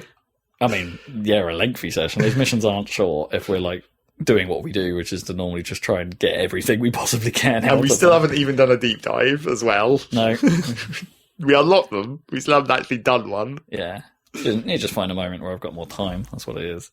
Coming at it a little late, haven't we, for things? But yeah, Deep Rock Galactic, it's still pretty fun. Still kind of funny. I don't so speaking of the new content that Rob hasn't seen yet, I think they I don't think they did as good a job with the voice actors for the new voice lines. Oh, really? They sound really weird now. Like they're not recorded in the same situation? It's not the quality, it's just like I don't think the actors quite pulled off the same accents even, almost, in some cases. Oh no. So they couldn't regain... They didn't get back in the zone. Yeah, maybe. It's quite weird. Also, a lot of the new voice lines just seem like they're too long. Like they could have thought of better ways to phrase these things where you could have cut a few words out. Or just not necessarily had to say as much of the stuff as they do. Which is like, these are really unnecessary voice clips that you're probably going to hear multiple times. Not that the game isn't already filled with that. Well, sure, but like a lot of them are shorter. I just like pointing at things. Yep. And having the dwarf say what that thing is. Because they have such great accents. It's just like, Boo cap or whatever. Or, I found an Ebo nut. I just want them to say it. Or every time I look at some Nitro, I just want my guy to go, Nitro, as he does. But yeah, apart from that, like the actual new mission... Well, the weird thing was, like, there was a patch the other day where supposedly they've made that new mission slightly less difficult, and I don't think it was... I mean, it was difficult, but I would have said it was, like, super unnecessarily difficult. So I don't know why they've turned that down exactly. I wouldn't have said it was any more difficult than fighting the bosses, the Dreadnoughts. The elimination levels. It is quite long though, because it's basically like, well, it's like 3 bosses almost. You have not really bosses. You have the 2 hacking sections where you have to defend the hack bot while it hacks the power plants, and then you have the big boss at the end. So it takes a little while, but it's also one of those, because it's similar to the Dreadnought missions where you don't like get waves or anything, or even randoms. Well, you do get the random spawn trickle, but it seems like even that's turned down a bit more in those missions. Right, yeah. So there's a lot of time where you're not really fighting anything in those missions until you actually trigger the events. I kind of like the new, like, it was a bit awkward, but I kind of like the weird, like, you have to build the relay nodes for that hacking side task. Yeah. It's like, that's something new. It's not quite, it's similar to building the pipeline, but not quite. And yeah, because it's a bit more like, because you can attach them to any surface and it doesn't have to be flat and like. It just has to be line of sight. Yeah, you can just attach them to ceilings or whatever, just find a way to. But the range is really short, so it actually does have to follow the terrain or. Somewhat. Or you've got to abuse the terrain by building my own bridges everywhere. Yeah. Yeah, D-Rock. D-Rock's still good. Still good. Keep bringing those updates, yo. Like them updates, them. Was that your joint gaming? I mean, we're still playing Hyrule Warriors. Yep. And I don't know if we should mention the extra character we unlocked. Like, we were sort of saying, like, sort of alluding last time that it's like we thought we might have all the characters. I think now we might. Yeah, I think he might be the last one. Maybe. But I wasn't expecting who it was. It's like okay, that's interesting. Oh. Intriguing. Yeah. It's still a ridiculous game. It's still quite fun. It's like Are they all Zelda characters? Or? Oh yeah, Yeah. they're all from Breath of the Wild. Right, but okay. like, but it's not losing its charm yet. Like, we're still trying to figure out. Like, we've done experiments with like the weapon feeding system to try and see if there are any tricks to leveling things up, because there are some like oddities to it where it's just like, okay, what do we do if we do it this way? Does that actually work out better? Or if we do it this way, what if it's got that like weird like XP boost trait on it? It's like, should we be feeding things into that, and then when we feed it back into something, do we get like a mega boost because it had that trait? Like, we've got the trait from all the other feedings we've done. It's like there's possibly some tricks to that to leveling the weapons up faster. It's just because it doesn't really tell you anything. No, it tries to tell the you. tutorial But gives you an incredibly amount of basic information, but then like you've got these. I mean, like that Fusion XP bonus, it's like that's all you get. It's like it's called bonus Fusion XP, and it's just like, what the fuck does that actually mean? Yeah, what is like? What direction is that? Or like, what does it do? When does it apply? We can sort of assume it applies when it burns, but then like if we were just to, because it will do, certain fusions will burn that trait out of the weapon. Well, all of them, right? Because that's what we determined eventually. Well, no, it was when you fed a weapon with that trait into another one, then it burnt it. Yes, it's when it. But does feeding weapons to the thing that already has that trait, that didn't burn it? No, that was what we came up with, because it's called... but does it still give us the bonus for that feed? Like, well, no, that was the bit we didn't quite figure out, right? No, it doesn't. We did. It doesn't. We did look at it because you could see the XP bar when you're trying. We tried it. It's just because it's called Fusion Material XP, which is implying that when it is the material, that's when that bonus applies. Right, yeah.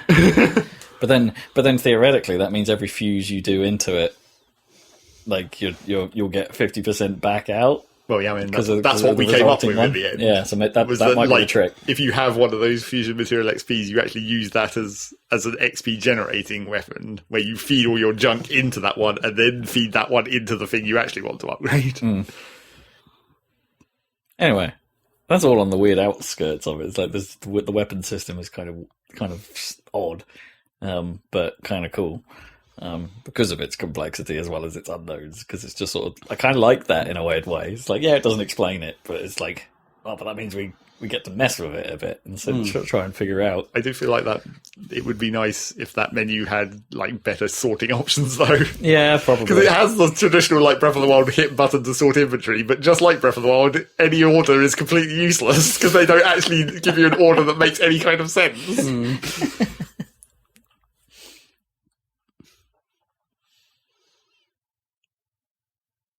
And we have finally started unlocking extra inventory space. Yeah, that became a thing finally. The Korok seeds are actually for that, it turns out. Oh, right.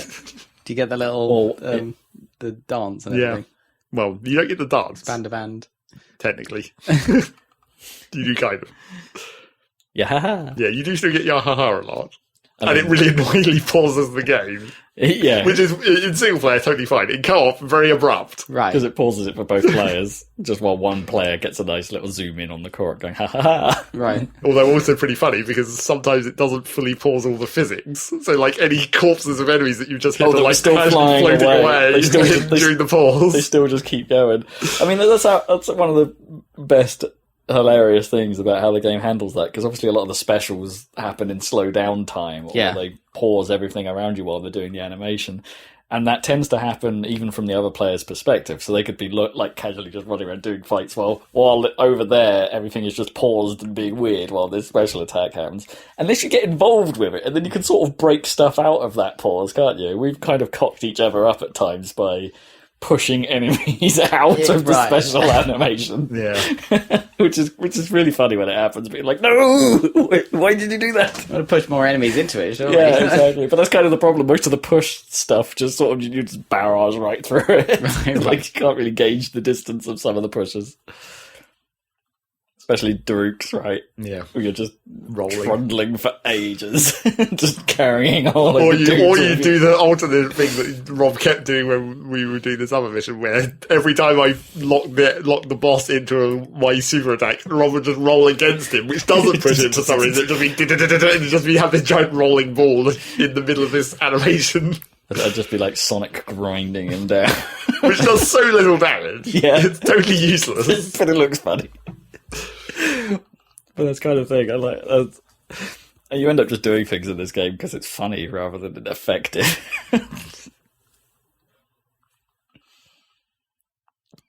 I love it. I still love it. Great game. Game of the year.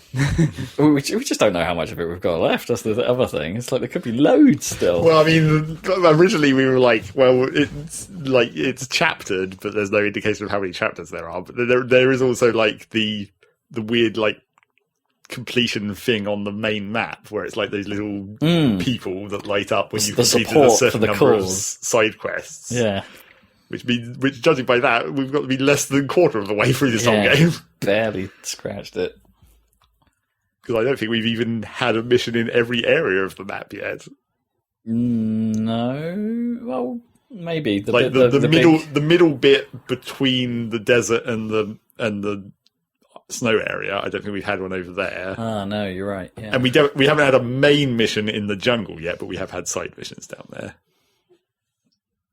Okay, yeah. Yes, you're right. I suppose we haven't. Yeah, I suppose we've spent a little bit of time in the snowy area, but not like all of the snowy area. Yeah, and we haven't been up the other snowy area either. No.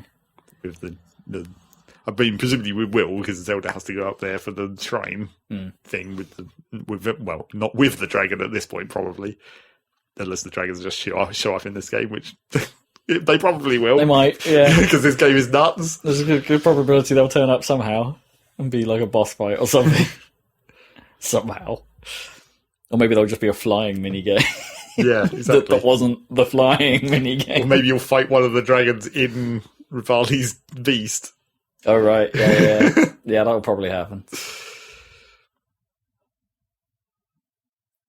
So those extra beast missions were quite challenging as well, just from a different perspective. It's just meant, like, what's the pattern of things I need to do to survive this? Yeah.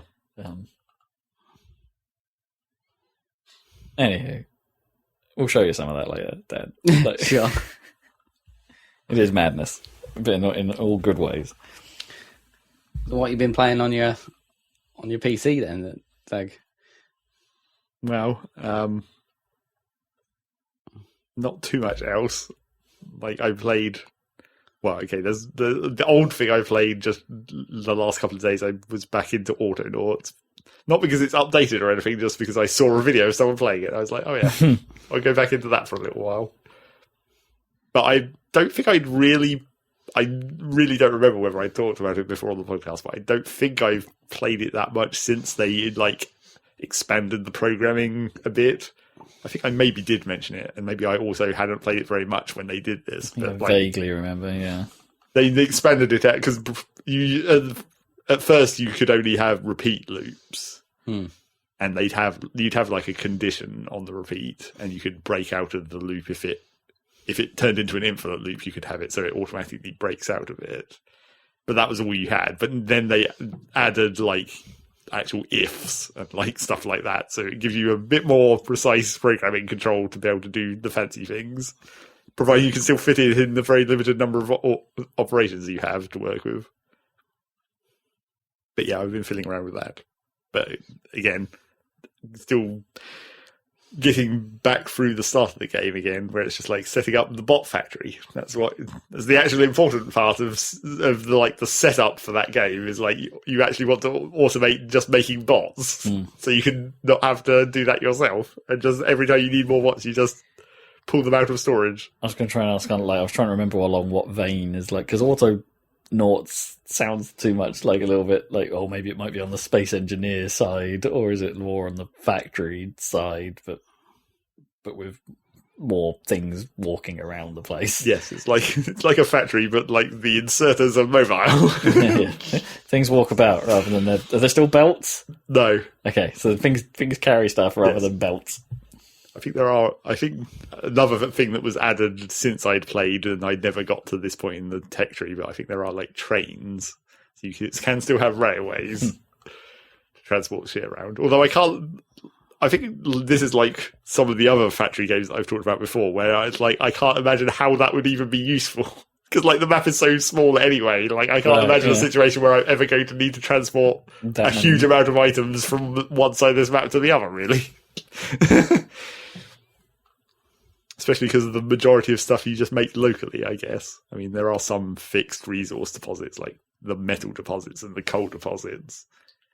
Locally sourced butter lettuce. Although the weird thing about those fixed deposits is that you're actually theoretically limited purely by how many tiles there are.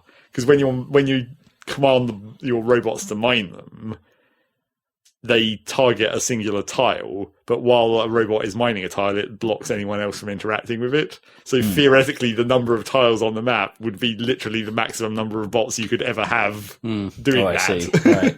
So even if they're like just walking through it, does that count? I mean, they'll walk through it, but they can't target that tile so you can't have multiple bots mining the same tile simultaneously. Gotcha. They'd have to mine each tile individually. So that would actually kind of limit your output on those maps, location-specific materials. So again, that's like, I can't imagine, maybe for the natural materials, like trees or grain, I guess, things that you could make as much of as you want, then maybe you could possibly theoretically have a reason to have a ridiculous whole train load. Or water, I suppose. Although I don't know...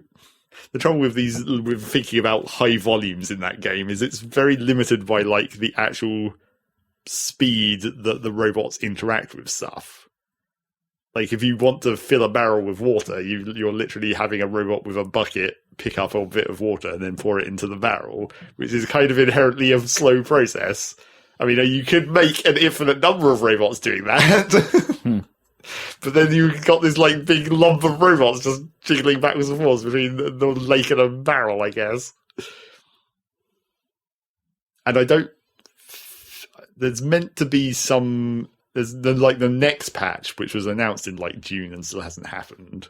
But I don't know if it's in yet because it might be in the next patch, but they're planning on implementing better ways to like group programs together, because currently if you want to copy a robot, you get a blank robot, you pick up a floppy disk, basically, you go to the robot you want to copy, you download its information onto the floppy disk, and then you upload it into the new robot. Right. So you're literally having to do that by hand. I mean, you can theoretically automate that process if you want to be really fancy, where the actual robot picks up the floppy disk and transfers it between them. But in order that kind of, again, because that's such a step-by-step process, it kind of limits your ability to just make huge teams of the same robot. But supposedly in this next patch, they might be making it so you can have essentially shared orders, where like you just program one robot and then that program is automatically copied to all the robots that are sharing that setting. So that'll make that much easier, hopefully. But yeah. Wi-Fi. Yeah, basically. And there's not any more tiers of robots yet. It's still only tier 3. There are slightly higher level upgrades, I think. Robots don't cry.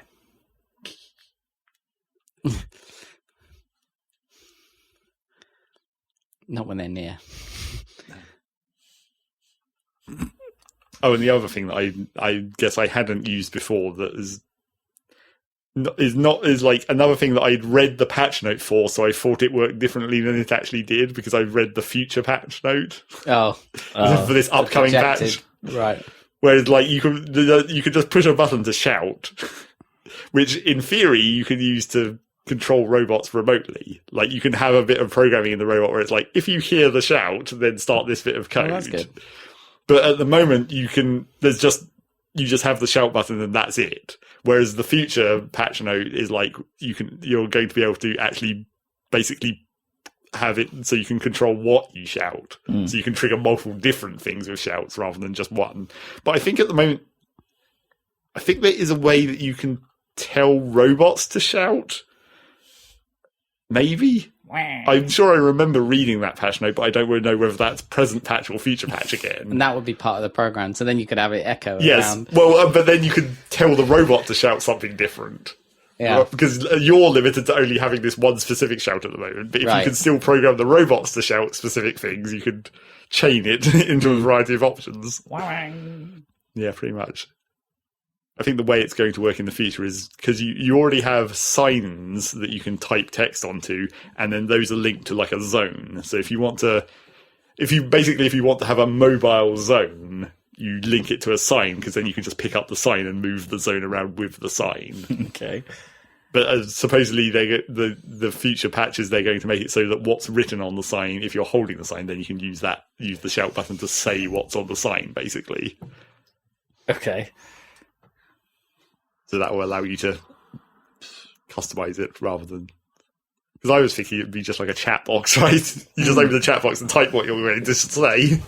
Cheese! And then the bots all start making cheese. Yeah, pretty much. Or butter, at least. I don't think there's butter. Cheese. I was trying to remember whether there's cheese, but I think it's only butter. Getting there. Yeah, it's pretty much... It's dairy. There is milk as well, obviously, to make the butter. I don't think it's cheese. It's only milk and butter. So that's Autonauts. And then the new thing that I played, which I guess Rob predicted, because he saw it was coming up on the free on Epic Store, which I wasn't paying attention to at all, because I haven't paid attention to the Epic Store since like when I played Slime Rancher for free. Shortly after Satisfactory Alpha. When it first came out, more or less. So I haven't been paying attention, but Rob was like, oh, look at this thing. This looks like a Zac game. Yep, so I looked at that, and I was like... It was a Zac game. Well, I guess. It's not a factory, it's more colonization, Yes. right? That side of... Aven Colony, which is like another indie space colonization game. And it's extremely average. Is it? Right. Which means I'm going to complain about it mainly, of course. Because it has, like, two major problems, like one sort of subtle and one less subtle. The more subtle one is that it is kind of average in a like, because I was trying to work out why it's clearly not as good as like Surviving Mars or whatever. I was like, why is this not as cool? Why is this just not as fun game to play? What's not landing?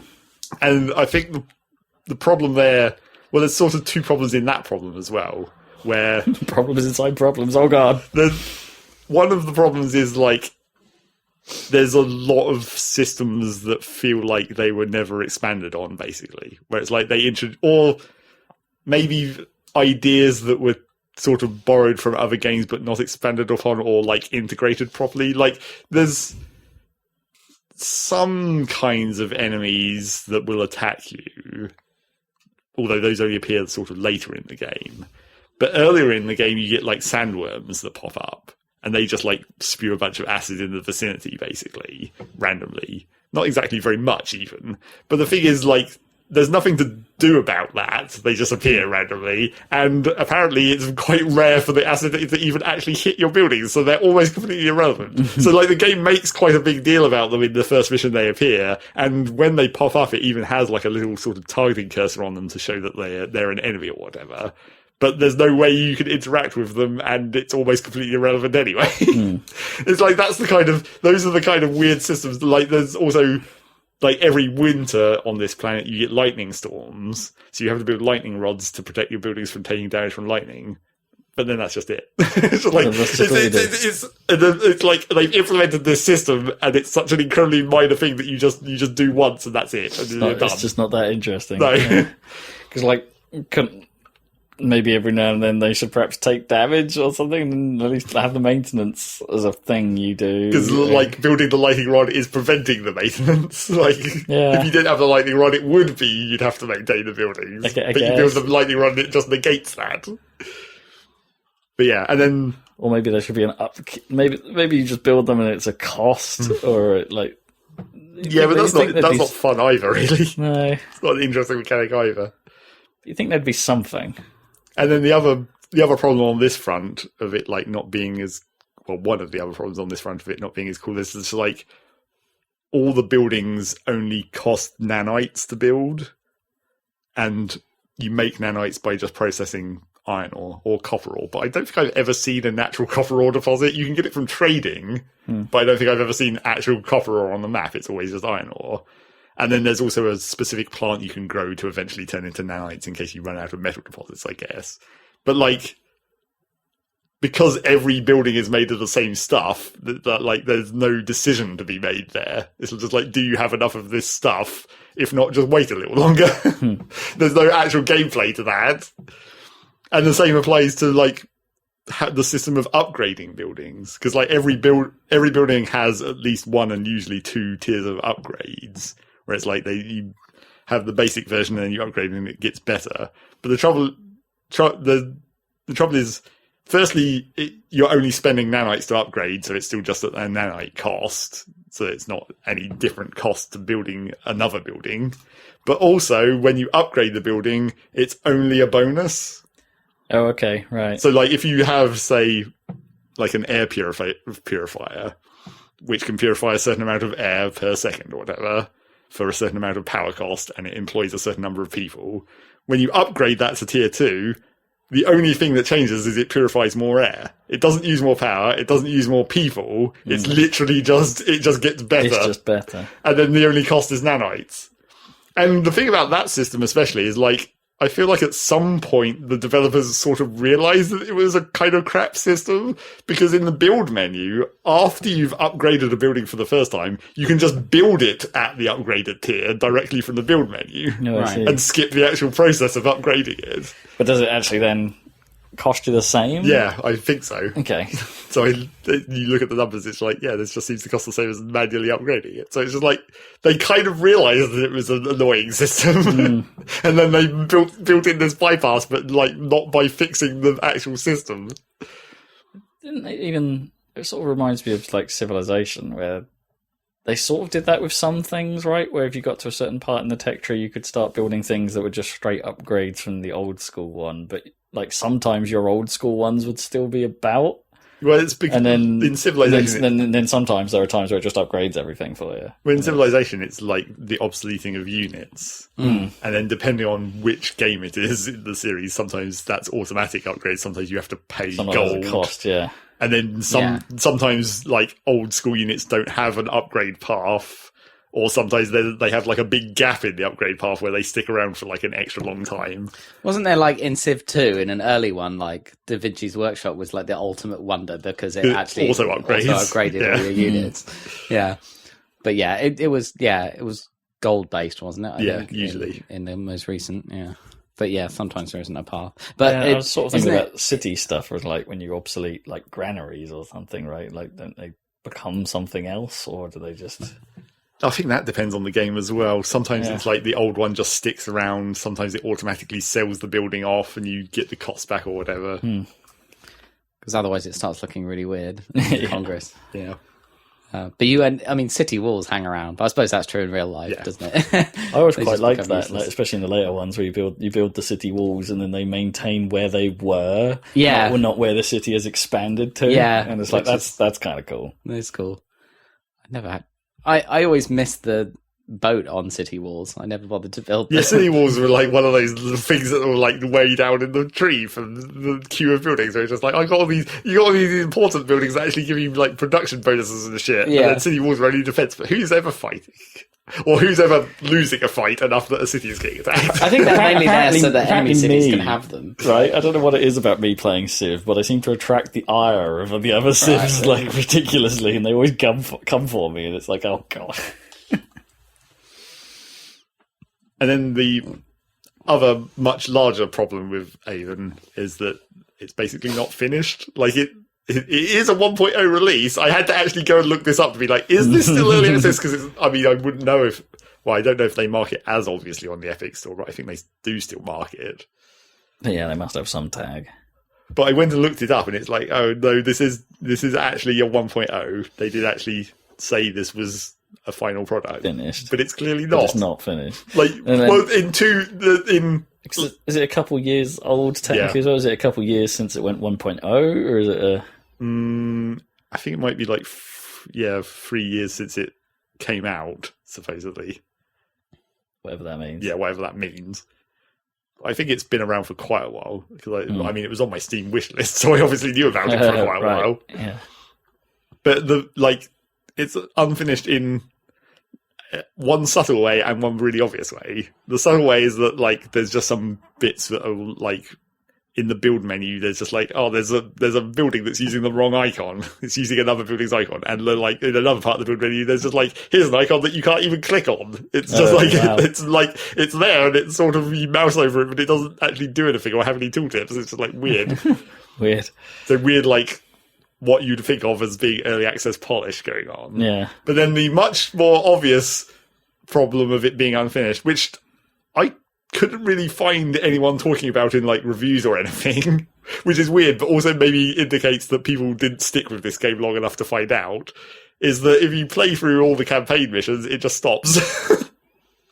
Like, it has a story, and you're going through the story and, like, the mystery of, like, the Forerunners, basically, on this planet, where it's like, oh, there was an ancient alien race, and they had an extinction event, and then they've left behind this codex, and we're translating it gradually, and maybe one of our team has been taken over by a shapeshifter, because there's some weird actual sabotage going on in our systems. And then you get to in the last mission in the menu, and you play through that, and you're like, this mission is about you're using small artifacts that you're collecting from around the world map to open this bigger artifact because you want to see what's in there. And at the end of the mission, like a dropship comes down and picks up the big artifact. And it's like, well, good job. We're going to analyze this. And then the game just ends.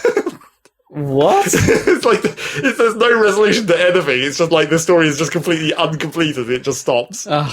It's Dune. Pretty much. Part 1. It's part 1, yeah. But it's like, why? why just completely? And it's not even. I mean, like, it's fully voice acted and everything. This whole story, it's like they must have. Maybe there's like a bunch of voice files that they've never used because they never actually built the end of this game. Yeah. Where's the scene where all the lead characters are led into a room while the artifact does a MacGuffin? Yeah, exactly. Lights up and shoots lasers, and then a map appears.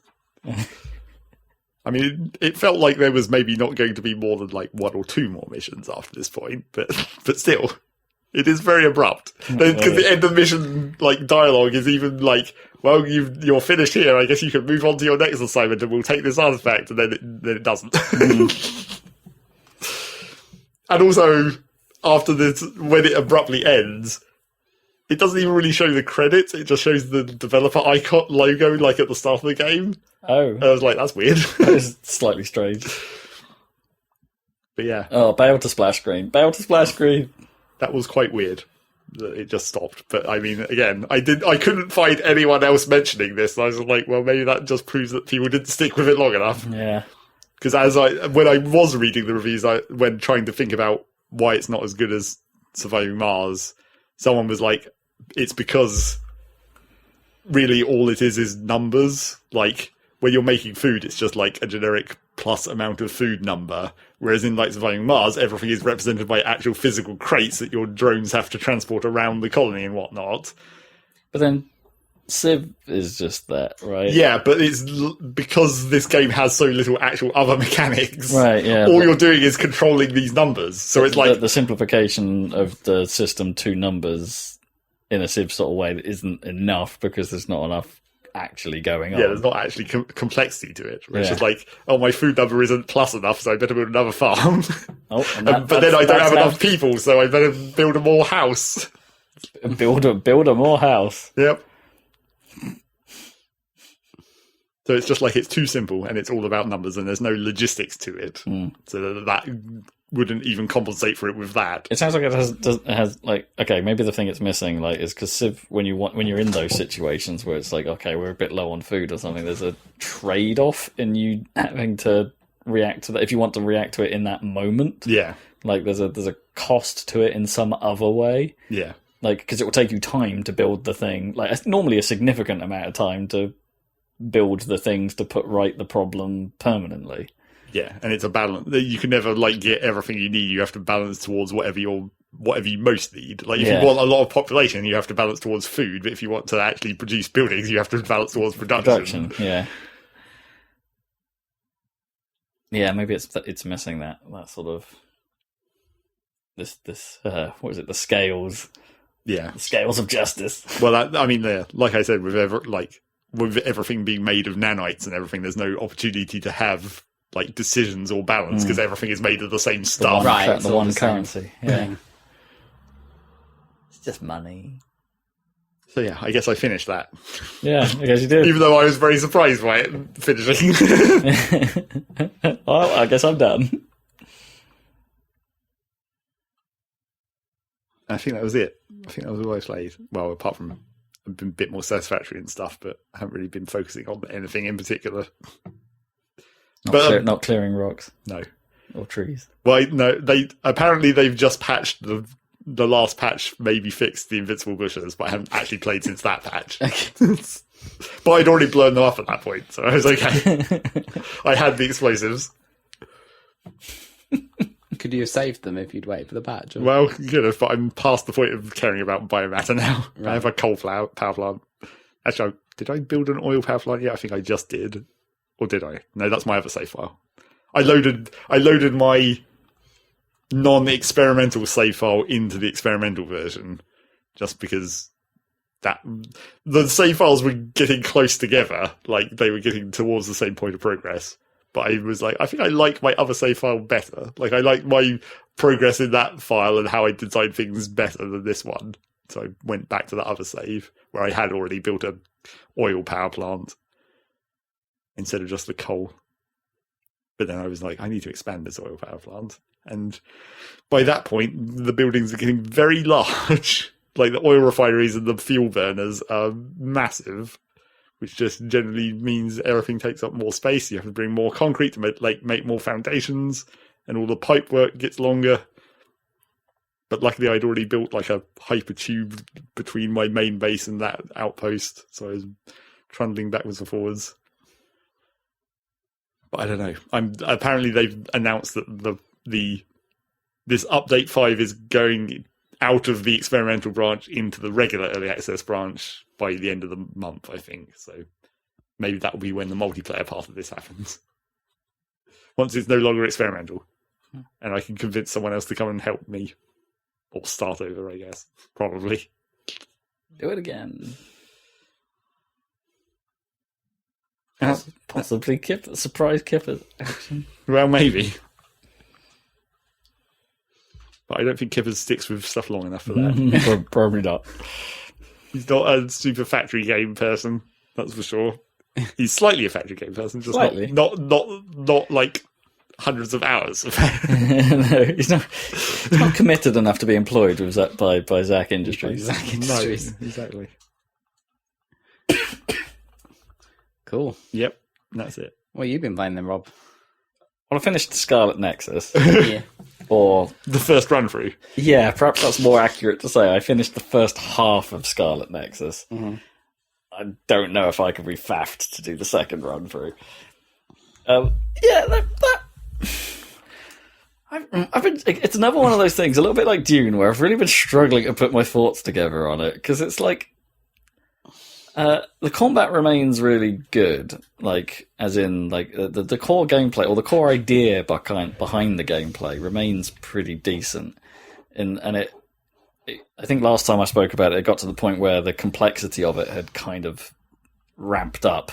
It didn't really get much more complex than that from that point onwards, but there did end up being introduced to scenarios where I did require this newly expanded moveset, shall we say, like my full moveset suddenly became a necessity, and you end up going into more and more fights where the complexity of the game basically giving you access to everything you can do, almost everything you can do all at once, starts to make sense because it's starting to throw enemy combos at you that you might not have seen up to that point, and it's just like, oh right, I know I need this ability combined with this ability to get through this fight. Oh, and then you move one fight on, and it's like, oh, actually, right, okay, now the combination of enemies is a bit different. That I'm going to need these two paths to effectively get through. And sometimes the waves, even within the same fight, are messing with the combos you need to do, or the strategies you need to try and take things out of. And so, like, at the core gameplay level, it's doing a pretty good job with arguably not a lot. Like the core combat is relatively complex, but then the actual number of enemy types they throw at you and the number of arenas you're fighting in, it ends up being not that many, really, in the grand scheme of things. There are variants thereof. It does that thing where there's a lot of variants of the same enemies, as opposed to there being a whole lot of truly distinct stuff. Yeah. And to be fair, like, yeah, I wasn't really doing much in the way of like going out of my way to do side stuff. Because the side stuff kind of sucks, and then it just involves like you going out to a place and hoping you can kill a thing in a certain way. That seems to be all they boil down to. Most of the like bonding quests with your crew are very clearly telegraphed that now is the time you do that. Right. There's like these they call it the standby phases in between the main chapters, where it's like when you're in those, it's like then you can engage with as much side stuff as you want, or team bonding as you want. I would recommend doing it all because the not because the team bonding stuff is interesting. Most of it really isn't, because the dialogue remains terrible throughout. It doesn't really get better. Some of the bonding episodes get less awkward and less oddly placed, I suppose, as you go on, whereas there's stuff at the start of the game where it's just like, I don't understand why I'm doing this with this character at this point of time. Given where the story is, it makes absolutely no sense that I would be interacting with this person right now. Not in the manner in which the game is presenting it. But towards the end of the game, like the final half, I suppose, of it, it makes a lot more sense, and that stuff starts to feel more naturally placed. Which just makes the first half of the game stand out more as being just weird. And then, so yeah, that's where it sort of ended up. The story ended up being, I think I got through most of the wildness by the point I explained last time. Like, where it actually ended up wasn't as interesting as all the other stuff that's going on. And you never really see some of the wildness that I talked about. Like the sort of plot with the moon and all that jazz. Right. It's like it explains the world, but you don't really ever get to engage with any of that. Which is okay in the game. Like, yeah. And I think that's one of the main problems with the game overall. Like a lot of stuff is talked about. It's like a proper anime, I suppose, in that they saved their animation budget. in that a lot of stuff is talked about, and there's a lot of dialogue about things that never actually really is seen, particularly. So it becomes like, while the concept keeps you going, like it ends up feeling a little disappointing when you finally roll credits and just be like, oh, so you're not going to do any of that. Oh, so none of that stuff is essentially relevant.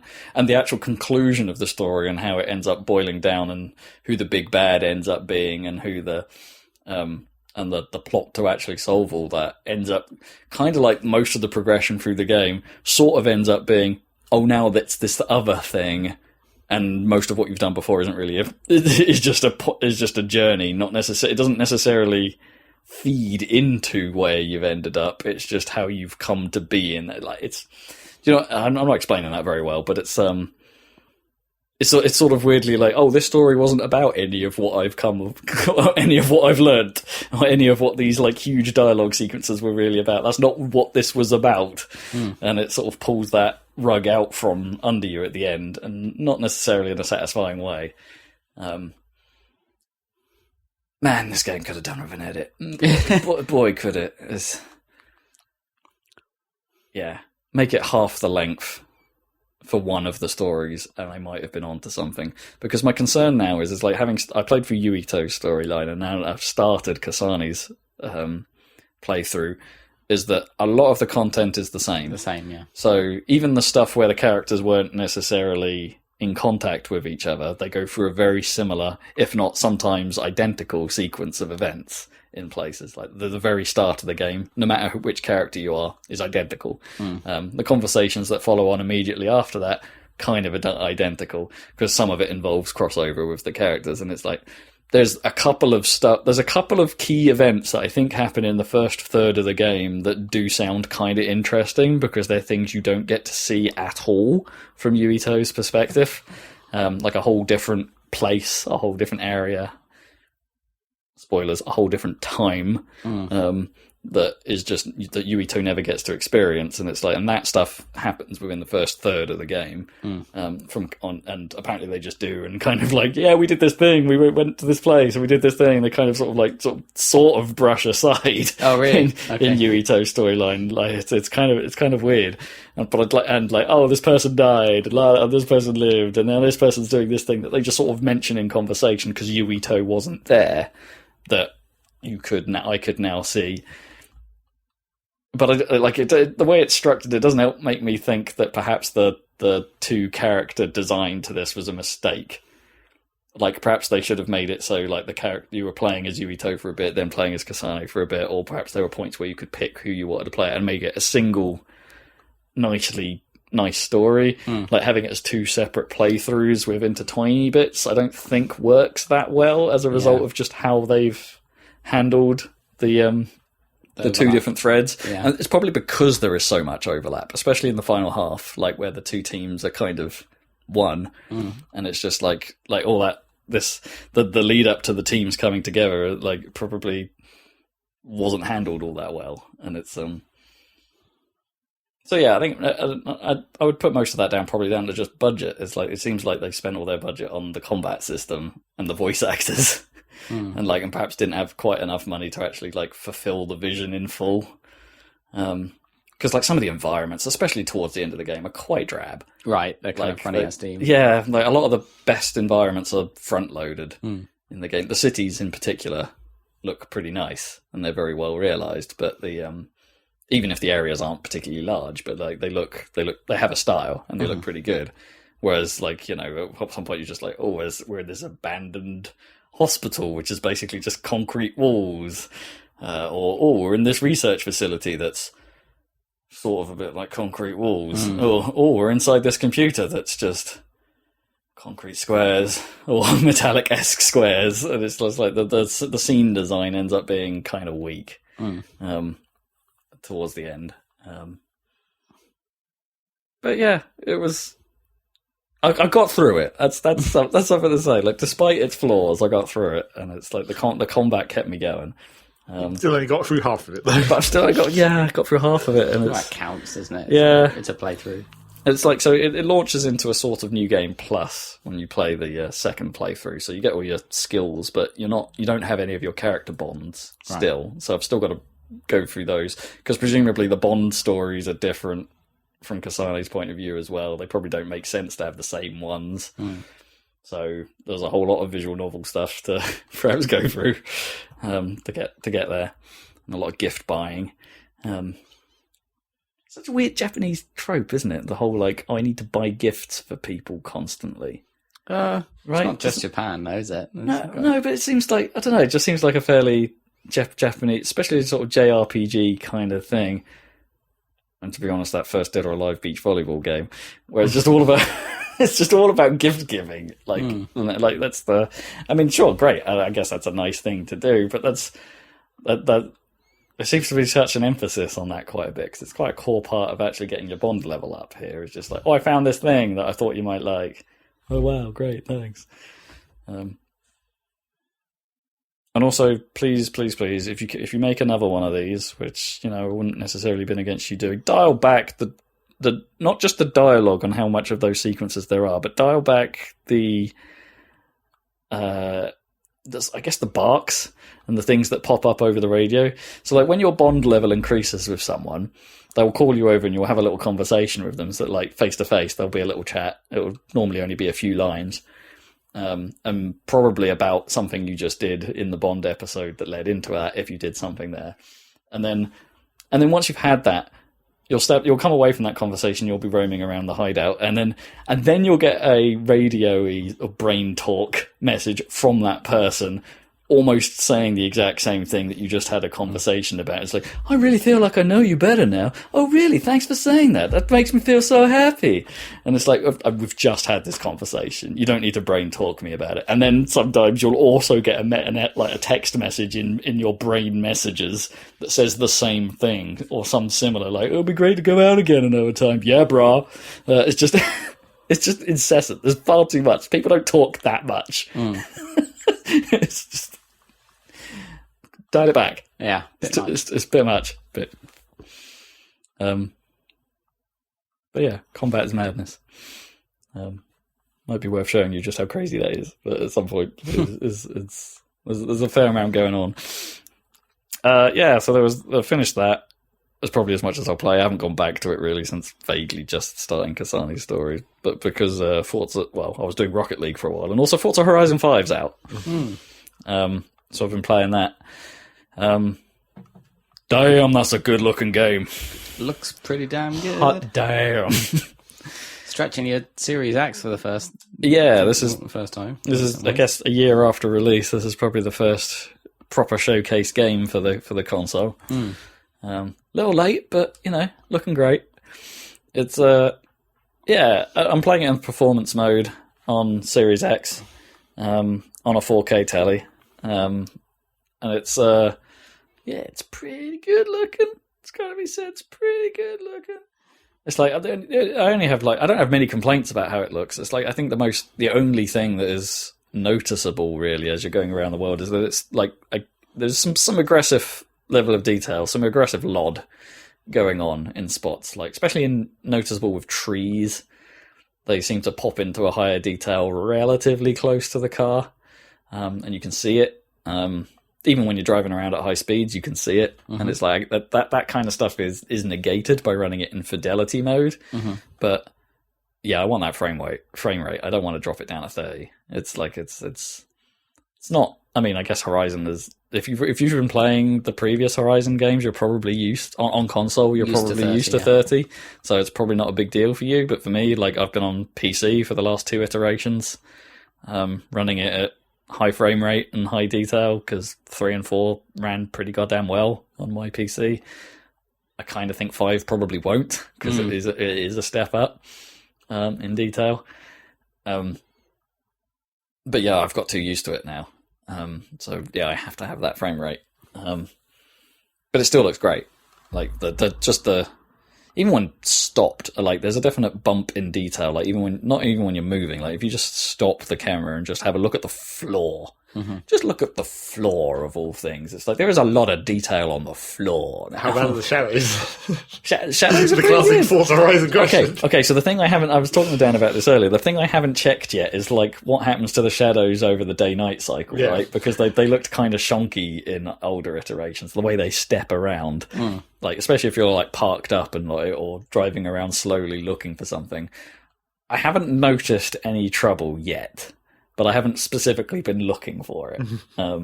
But it's something I probably should do. Just like find somewhere with some trees and some sharp shadows and see how they move as the day-night cycle goes by. So yeah, visuals inside are good. They're like general sound design good as it's ever been. I think the soundtrack selection is pretty great this time. It might be one of the better ones, actually. Like the soundtrack selection so far has been pretty nice. But I would say the soundtrack is slightly mired by some odd design choices in its leveling. And I think these may have been present in the previous ones, but they're just they feel more egregious this time round. In the sense that when you start a race, it's suddenly the music seems to suddenly play much louder than it normally would, and then die down to much quieter than it would outside of a race. When you're just driving around and the radio's playing, for some reason it dips down lower. Even though I've tweaked all the sound properties to make the music come further forward, I've turned down all the other sound effect settings to make music louder, and it doesn't seem to have had a huge effect. It just seems to always dip the music down, and it's I want to listen to the music. Your soundtrack is good, let me listen to it. And I haven't been noticing. Yeah, it's just strange. And then it suddenly gets, when you finish the race, you suddenly get a very loud burst of it, while the finished logo is on, and then it just dips to show it. you what you've been missing. Yeah, and then it dips it again while the results come on, and it's can I not just have the music? Can I not just have it loud all the time? It's like do you remember when I was talking about Pacer and its weird volume leveling for the music as well? That did strange stuff with the music leveling, and it's what? Why? Just play me the tunes, yo. Play me the tunes. And I think some of that, it's iterative again. If we're being honest, it's another Horizon game. It's and so far I haven't really come across anything to make me say, "Ooh, that's new and interesting." It's just all tiny tweaks here and there. Some of them for the better, some of them for the worse. So I actually, probably most of them for the worst, if I'm honest. Because it's the more I think about it, it's... Because, I think some of the styling has improved here and there, and how, some of the way just generally menus look and how the systems, the system stuff is put on screen. I think the style is a bit more consistent and a bit nicer this time round. But then they seem to have doubled down on the thing I have a problem with Codemasters games, and that there's an awful lot of chatter. An awful lot of vocalization. Peppy. And it's all peppy is the word, yeah. It's all to Peppy O'Hare. Peppy O'Hare would be better. Use the most. It would be it's just everyone's "Oh, this is the best, and you're the best. Come be my friend." Hey, yeah, that is the worst. The fact that they constantly refer to you as the superstar driver, because you've I guess you were big in Horizon UK, and so now your character has come to this, and there's so now you're the superstar, and everyone calls you the superstar constantly. You get that option to change what you're referred to as in some of the dialogue. So that's why mine was always going, "Hey Bob," because I picked Bob. Yeah, of course, as my name, because they don't have Spoon in the nickname list. If they had Spoon, I'd be all over that. Some games do. I think the Dirt series actually lets me be Spoon. so 1 point to Dirt. It's a. There's just so much of it. And even when you're doing the showcase events, they can't stop talking constantly about, and now we're doing this thing, and now here come the bikers! The bikers are now coming on the show. Isn't that great? And it's that's just a canned animation while I'm driving around, folks.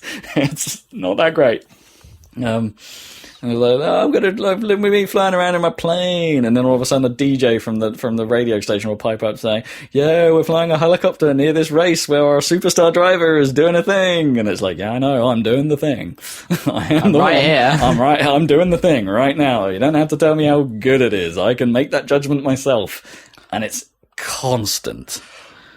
Unless when you're doing the standard open world stuff, when you're doing the traditional Horizon-y things, it dies down a bit, and you don't get so much of that. You still get the DJs seem to talk a lot more now, rather than just spinning tunes. There's a lot more interruptions and being "This is Amy Simpson being all excited about all the things I can do at the Horizon Festival, but I don't have time to do all of them because woe is me, parties." Too many parties. And then, the cardinal sin of all this, they give your character a voice. Why? and he's the worst. It's just, they make him like I'm a peppy Brit kind of like voice, and it's just like, I do love a good party, and fast, you say? You want me to get there fast? I can do that. And it's just like, I guess they wanted a bit more to and fro between your guy and the other people that are talking at you the whole time, but it's bad. It's Can worse. you pick a female voice? You can pick a female voice. You can make your character entirely female if you want. You can even make a female character and give it a male voice and vice versa and stuff like that. Yeah. The character creation has prosthetics and things like that. They've done a pretty. I mean, this is one of this game's like really good points. Is like the accessibility and the identity stuff It's good. Yeah. is pretty solid. Yeah, they even go to the point where, do you want to change your pronoun? Yeah, You can do that. Yeah, that's good. You can do that. Like if you want to be a them, you can do that. Yeah, that's good. It's pretty hardcore on that stuff, and which is great. And it's, but yeah, like I kind of just don't want any of that to be there. I don't want any of that to be a thing. I want to drive, driving, yeah, and I want to have a good time driving. And we stumbled upon a weird control issue, because this is the first Forza game like I've been playing with a controller from the start. Apart from 2, I played 2 entirely with a controller. But 3 and 4 I played with a wheel on my PC.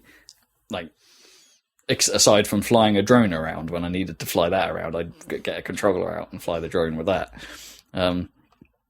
Which I think the drone is missing from this, so barn finds might be more annoying, but we'll see if that unlocks later. Yeah, so like, there's what I noticed with it is I couldn't get the same.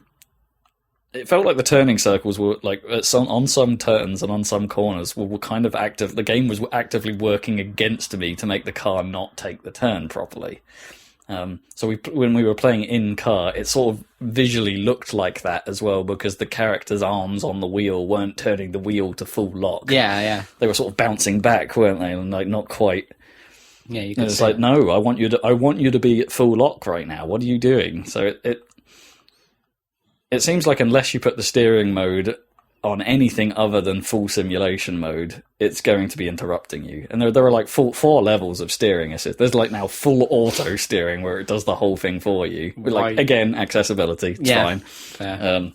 And there's also like there's like a little bit of assistance, and then there's what they call standard mode, which is the game's default, where it's like it makes the car, it like all the inputs are yours, but the car is easier to drive. Like they say, it dampens some of the physical effects, and it's like, nah, that's nonsense. It's like it's actually changing my input. Like that's not what that option's doing. Put it on sim mode. My problems went away. The cars felt better. And it's like, I should have discovered that option sooner, because it was like, it was a bit funny, like, because I was playing it with you and I'm like, that was the kind of the first moment where I really felt like the game was like not quite right. And it's, at least compared to playing it with a wheel, like where I don't think that problem really was a problem ever. But then, put it in sim mode, and I just I found the cars way more controllable. Like, 'cause I tend to play without the assists on. I tend to play without traction control and stability management and ABS, and try and force myself to learn how to do that properly. Definitely. Because I did that with like the motorsport games. I always did that with that. Yeah. Like, I want to feel in control of this car, and I want that to be the challenge. Yeah, that's what it should be about. Because that's the other thing about this one. There's no challenge in Forza Horizon unless you make it for yourself. Like, you can go into a race, you can come last, and the game will go, that's fine, you did the race. Like, it doesn't care. The game never cares how well you do, just that you've done. And it's like, I guess that's a freeing, like I don't know, almost hippie commune spirit attitude to take to it, which I guess some people are going to be well into. But I need something. I think I need to give myself that carrot on the stick. It's like I want to be winning these races, but I want to be winning these races just right. I want to dial it in to be like I'm doing. I can just sneak a victory, because that's the best feeling in a racing game, is like working for that victory. But have you just not looked at the achievements enough? Probably. It's like, we need the ROV motivation. Look at the achievements. Find out that you have to come first in all races. Oh, yeah, probably. But then the game doesn't expose that. So if I was to then go look at an event I've already done, it will just tag it as, you've done this. Oh, right. it Is marks. it not just like a weird sub-screen where you have to push a button and it shows the actual results or It's a whatever? good question. I don't know. I mean, there are leaderboards still for like setting lap times on courses, and I don't know quite how those quite work. Presumably, they're classed off by vehicle types and classes and stuff like that. There's probably a billion different boards you can engage with. A billion. But it's like I did that stupid off-road race, but I took a Jaguar E-Type into it, which was a big mistake. Because it was impossible to drive. For fun. But it's like, I've got to try this, got to see what happens. Of course. And I came like 9th or something out of 12, and it just, you then looked at that event later on, and it's like, it just marked it with a gold sticker and be like, no, I'm pretty certain I haven't really achieved there, but game doesn't care. You've just done. That's all the game cares about. Just do. And maybe that's probably going to be all right as a like after work check off a checkbox kind of game, but I don't know. It's an odd choice for a driving game. There must be another layer under there where you can see the results, and then work towards getting. It's very odd because usually they go for like a kind of. Well, I don't know about Horizon series, but usually there's like a kind of medal system, a rating system. Yeah, I mean this may have been the case like since like Horizon 3 at least. I can't really remember Horizon 2 that well, but Horizon, I want to say like it's been this way for a while, and it's only really just dawned on me just how that really sits, right? Like, because I guess I've always set myself that challenge, and I've always hit the restart button, always thinking I want that first, because I want that money and that experience points for the leveling system, which increasingly feels less and less the point of the game. Yeah, it's just a strange one. I know the DLC for Horizon 3, the Hot Wheels expansion, that very much did the medal thing. So each race had like if you wanted to get 3 stars on the level, you had to win, and you had to also do a couple of sub objectives. It's like each star was kind of tied to each star had like a set of objectives to do, and you needed to get all of them done if you wanted the 3-star badge. So they have done that in the past, but they just not in the core game. I should probably see if I could pick up the Lego expansion for Horizon 4, because that's still, like, if nothing else, that kind of looks rad. Yeah, it's probably supposed to have been good, right? Yeah. I think it was like, it's not as good as the Hot Wheels one, but it's like it just looks cool. Like, it's just Lego with Horizon physics. It's like, what could go wrong? Especially if those cars smash apart real good, which they probably won't. Probably not. So yeah, it's an odd beast. It's Horizon as fuck. Let's put it that way. Right, very Horizon, but not much else. And perhaps most Horizon isn't best Horizon. Yeah. 3 probably still stands as my favourite, actually. Yeah. So what's the setting for 3 again? Australia, yeah. Yeah, so we'll see. I still need to unlock more race types, I think, because at the moment it just seems to be giving me nothing but cross-country. So it'd be nice to have some more proper circuit racing. Or some city.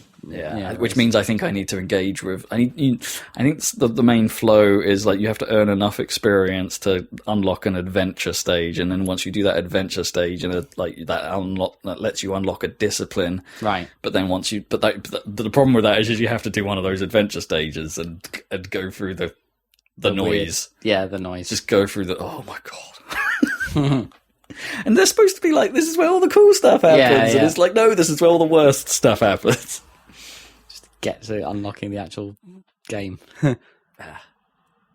I'm doing a Rob review, honestly. Like, I'm being overly hugely negative on it because there's a lot to be annoyed about. But it's like, but that's the talking point here, right? The core game is as good as it's ever been, and it's like I shouldn't knock it too much because the driving still feels great. It looks great.